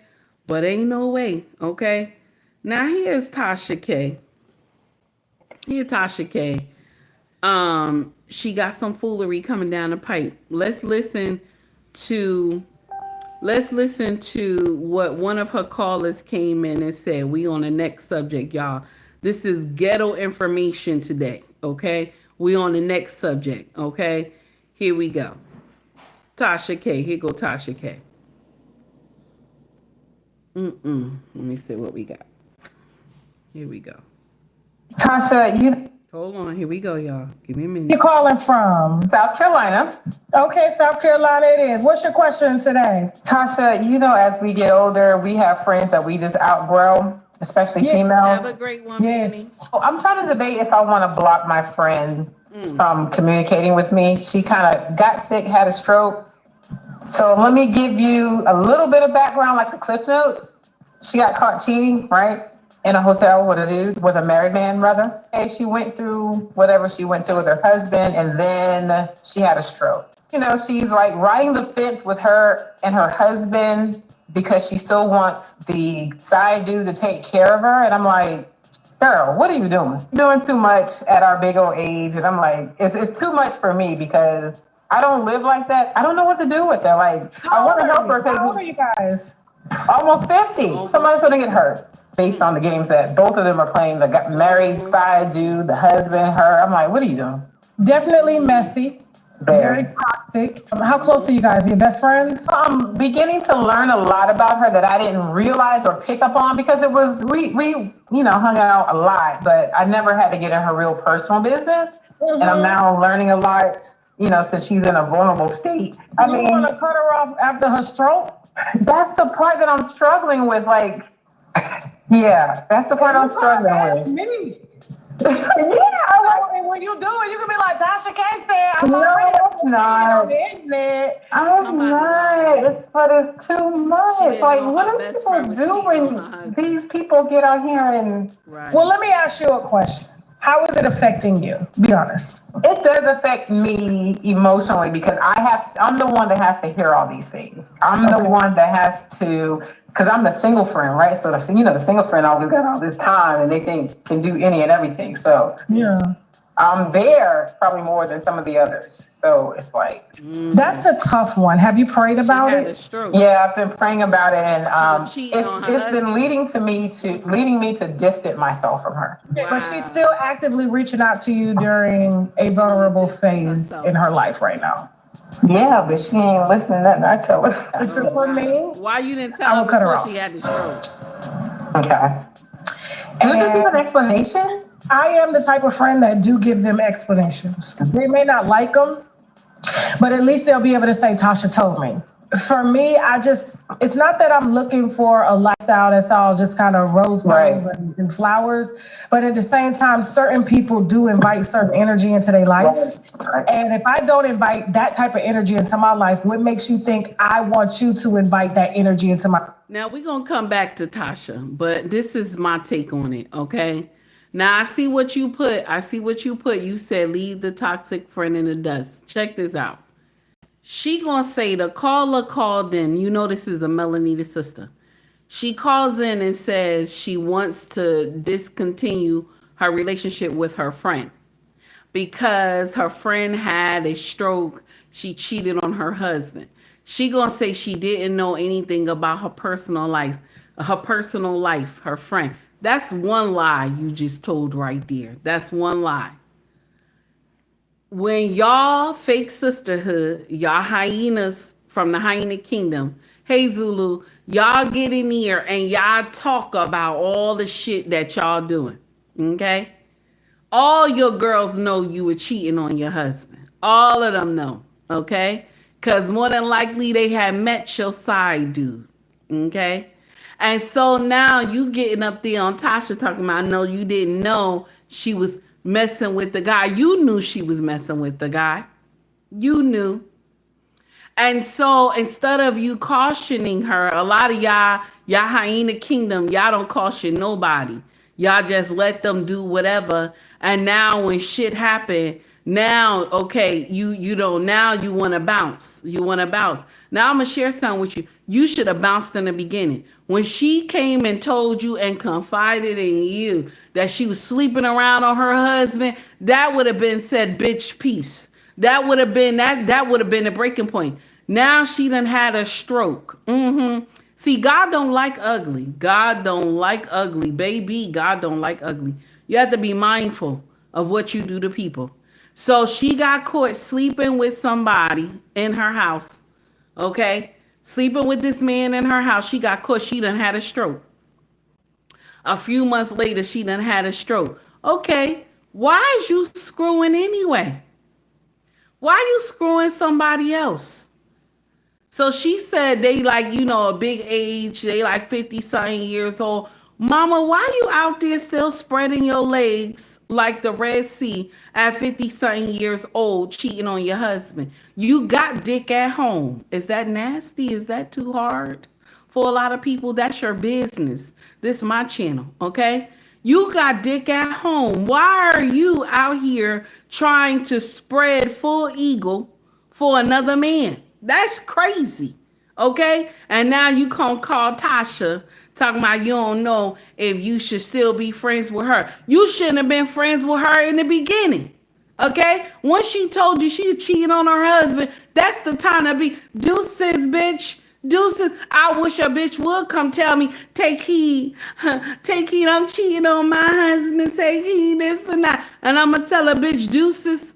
Deuces, bitch, I'm not friends with you. Because you know why I always say that? I'm not friends. When I find out my girlfriends is cheating on their husband, I don't want to be friends with you no more. You want to know why?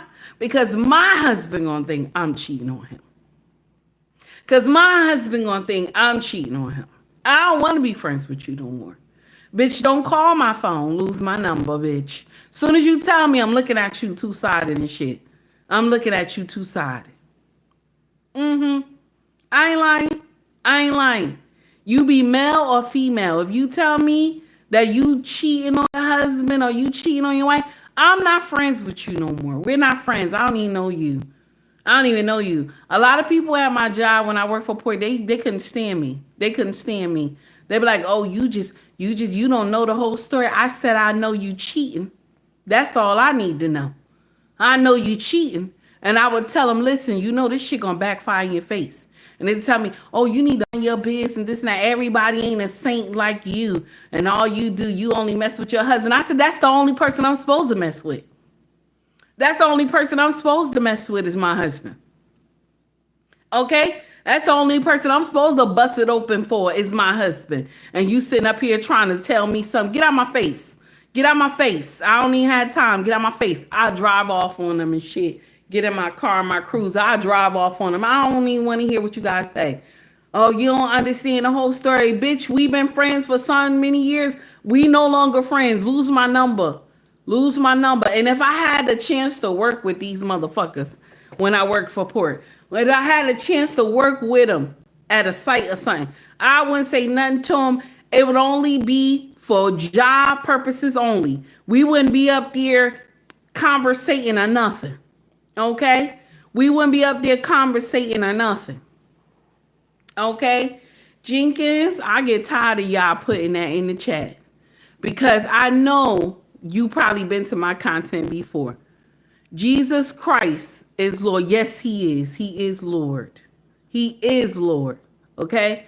I get tired of y'all doing that because y'all believe that I'm Muslim, that I get in there and say, oh no, and argue with you and this and that. This is one thing I love about the Muslim brothers and sisters. They never come to my chat and do that because they know I'm Christian. They never come to my chat and do that. It's always the ones that say they Christian that get in here and do that. And we having a whole conversation about something else. We not talking about our Lord and Savior right now. All the time, y'all do that. And we having a full conversation about cheating and everything like that. And y'all come in here and say stuff like that. Like nobody knows that Jesus is the Lord and Savior. That's the thing that irked my nerve. The Muslim community do not do that when they come into my chat. They understand that I'm Christian and they don't get in here and try to mock me or none of that stuff. Okay, I don't have time. I don't have time. Okay, well, if you've never been here before, then listen to the conversation. Now, check this out. So I don't have time for stuff like that. So I just stop, you know what I'm saying? I just leave them alone. So I don't have any, I don't feel bad for women who do shit like this. You cheated on your husband. You done caught a stroke a couple months later. Where's your lover boy? Where's the lover boy that you was cheating on your husband with?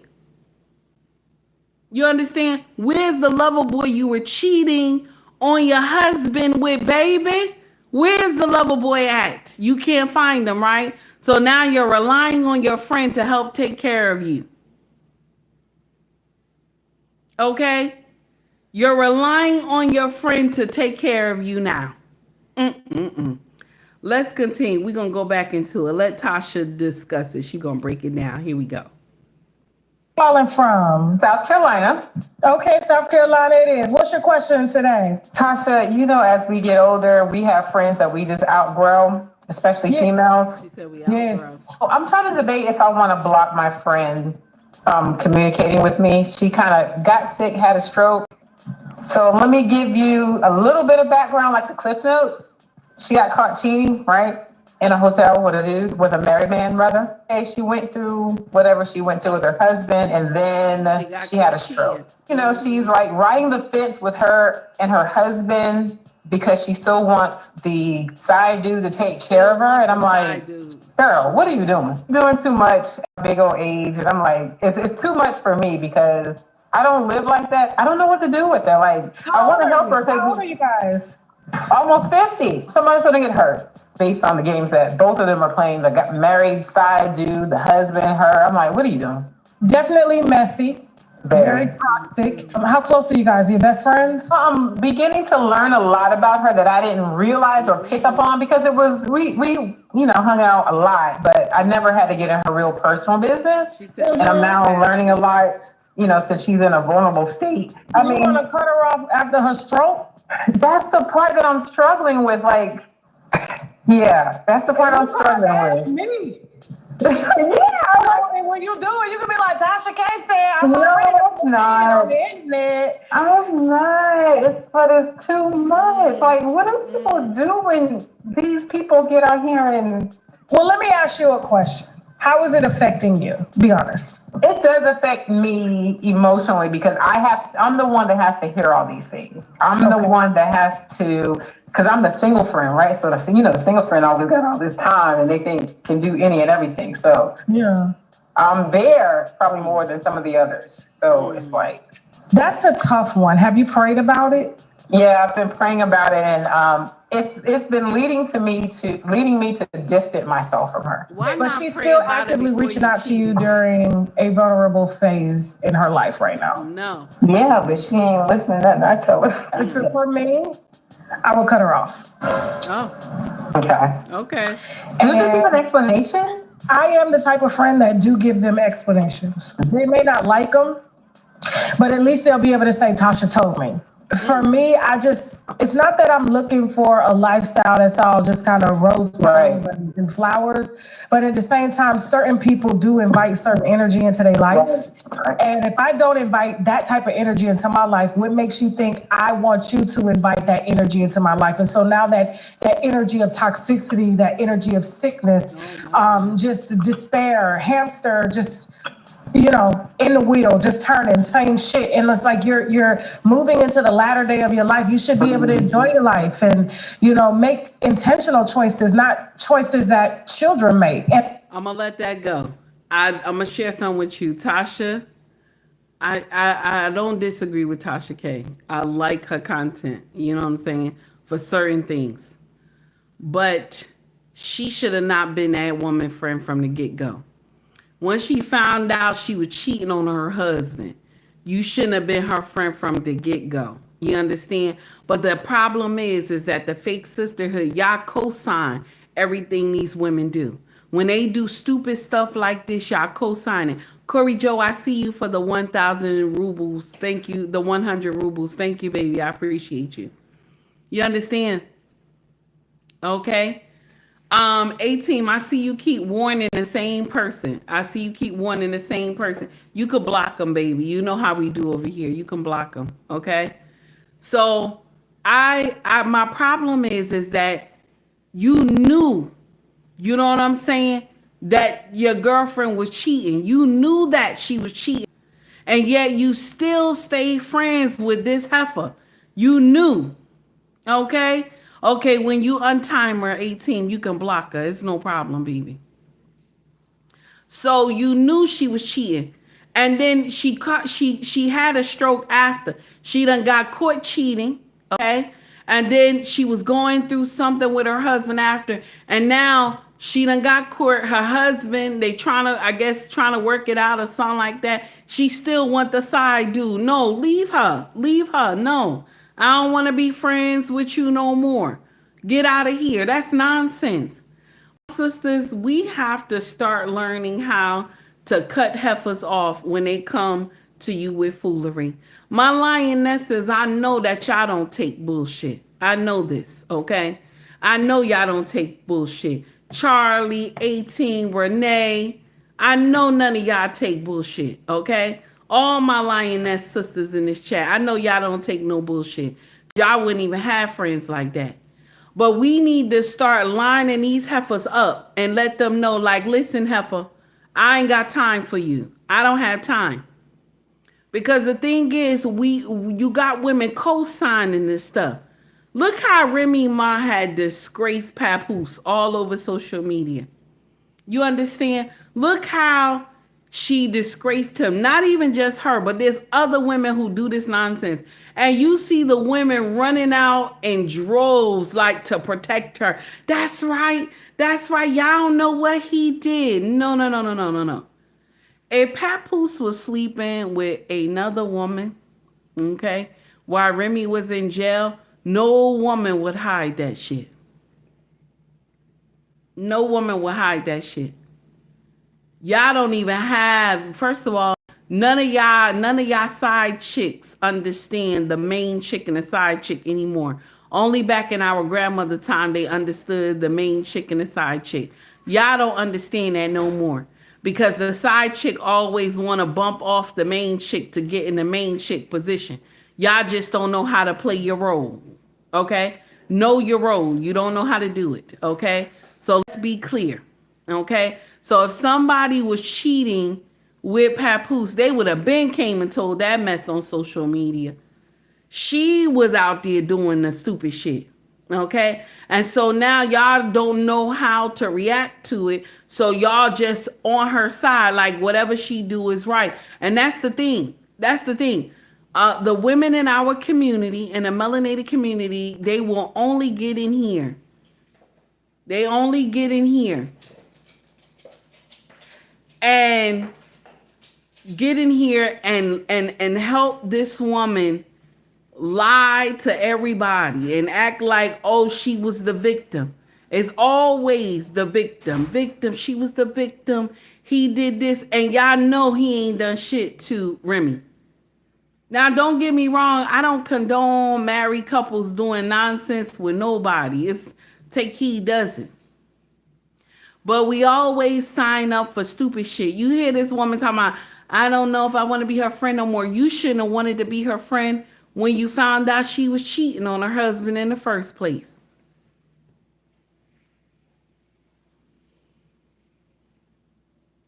I see you, Ricky. I see you.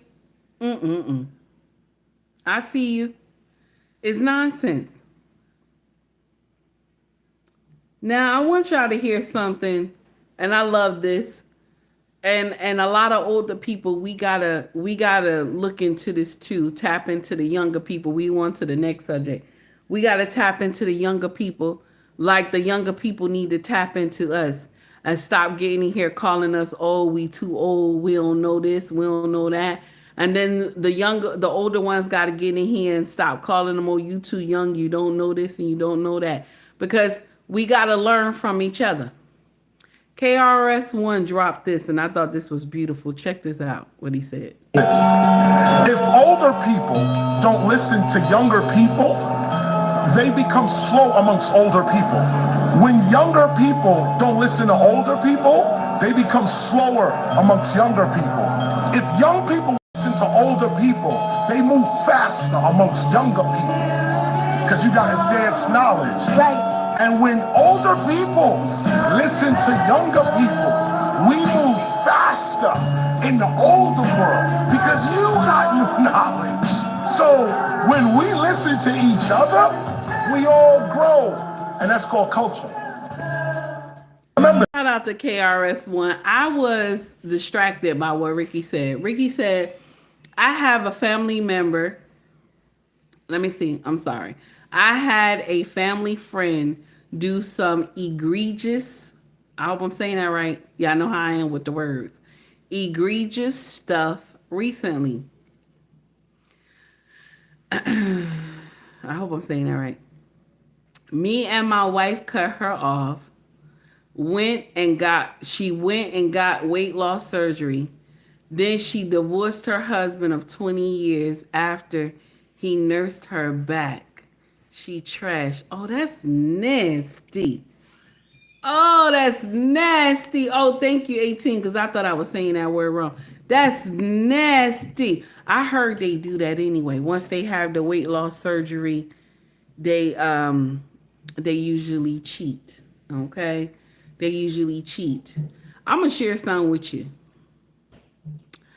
I will use the weight loss surgery to have more fun with my husband. I will go back to when I used to be able to spin on him. Man, oh my God. Okay? That's what I would do. I ain't gonna lie to you. I know that sound wrong. Y'all like, take heed, you terrible. I would listen. I'm sorry, y'all. I kid you not.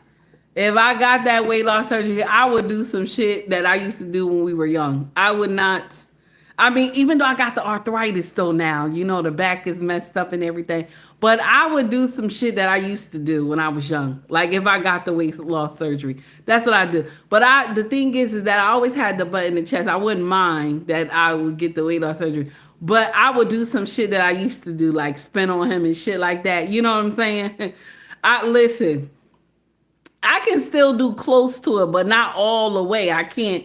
You know, because you done got older now. You move a little slower. You know what I'm saying?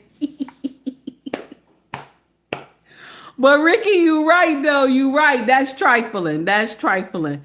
That is trifling, Ricky. Oh, my God. What is the spin? What is spin and take heed? LOL. Roderick, stop laughing at me. Okay. So now, y'all, listen. I gotta go. We finished today. I'm so pissed. That whole thing with Hunter Biden, I'm so pissed. First of all, listen, that is an ungrateful, first of all, you ungrateful. Hunter, you ungrateful. I thought that this was all because your father this, at least you get somebody the benefit of the doubt. You know what I'm saying? Of what people going through. But oh hell no, you just was spoiled. You just was spoiled and shit. And so you thought crack was the answer. But still, I'm proud of you for your sobriety. But everything else, man, you have that's dumb. That's dumb. Everything else was dumb. I'm sorry. Now, yes, you're a very smart man. You're smart. Okay? History wise, all that's good. Okay? And yet you still chose to do crack. No. You don't get a pass here. No pass. But congratulations on the sobriety. I gotta go, y'all. I got things to do. It's the summertime. I can't be in the house all day. Much love to you all. Everybody have a wonderful day. Thank you for coming to rock with me today. I greatly appreciate it. Thank you to everybody who took time to donate to the channel. And let me also make sure I shout you out before we go, because I want to say thank you for taking time. Mr. He said, this is for you right here. I heard this coach had said this to the kids, and I was like, okay, this is wrong, but it was funny. Here we go.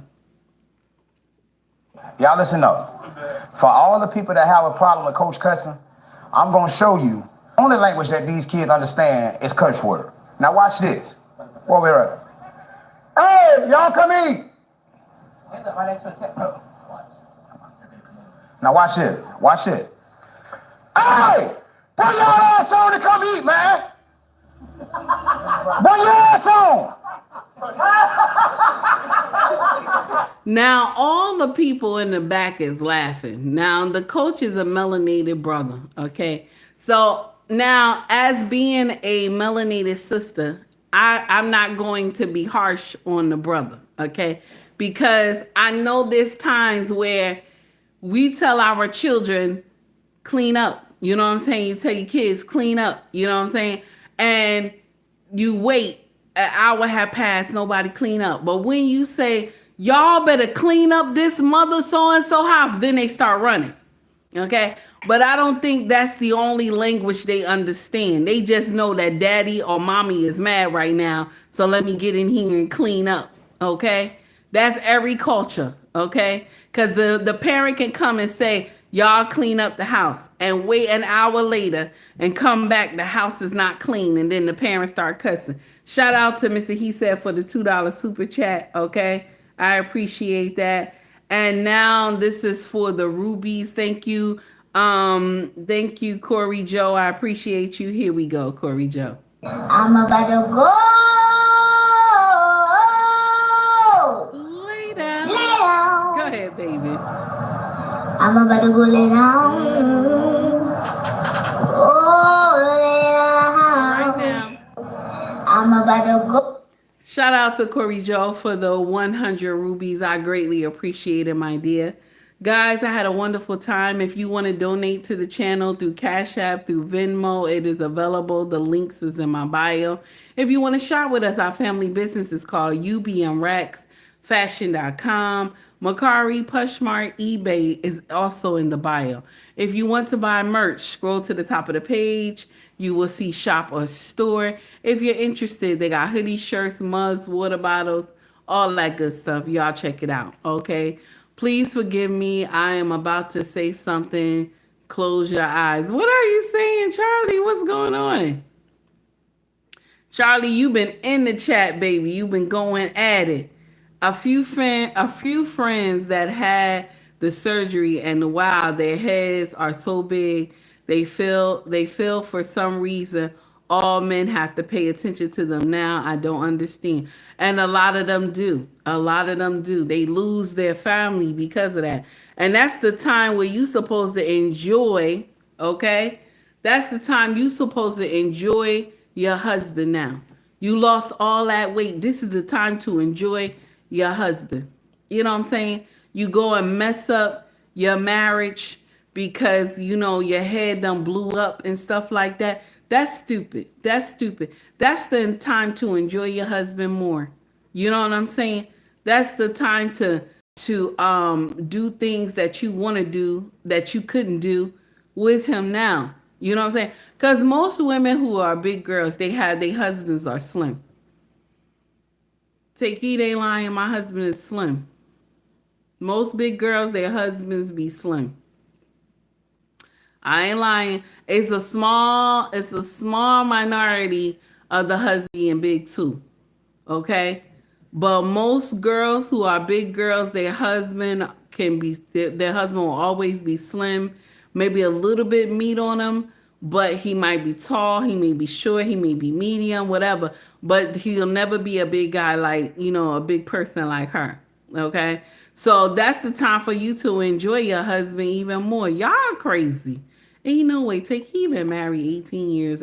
Listen, I'm gonna be a nightmare for somebody. You know what I'm saying? Let my husband endure the punishment. You know what I'm saying? Let him endure. I don't know, and my husband is watching the stream right now. Sir, I don't know what you did to Yahweh that I was landed on your doorstep. I don't know what you did. You know what I'm saying? I don't know what you did, and I'm sorry, okay? But I'm here to stay. I don't have time. I'm here to stay, okay? I don't have time. 18 years run into a lifetime. I don't have time, okay? Who's going to deal with me, okay? Who's going to deal with me, okay? Take heed is a whole problem. Who is dealing with me? I'm spoiled, you know what I'm saying? Don't get me wrong. We go through hardships being married. We have seen rocky mountains, but we stick together. Who is marrying me? I don't have time. Every time I turn around, I'll be telling you, my husband don't do it like that. You'll get so mad, you'll tell me you ain't married no more. You know what I'm saying? I gotta go. Much love to y'all. Y'all take heed to the message, everybody. All right, much love. I'm with you, baby. Oh, thank you, baby. Said I'm with you, baby. Thank you. See? Y'all be talking about, oh, you kidnapped him, this and that. Oh, you hold him hostage. You see that?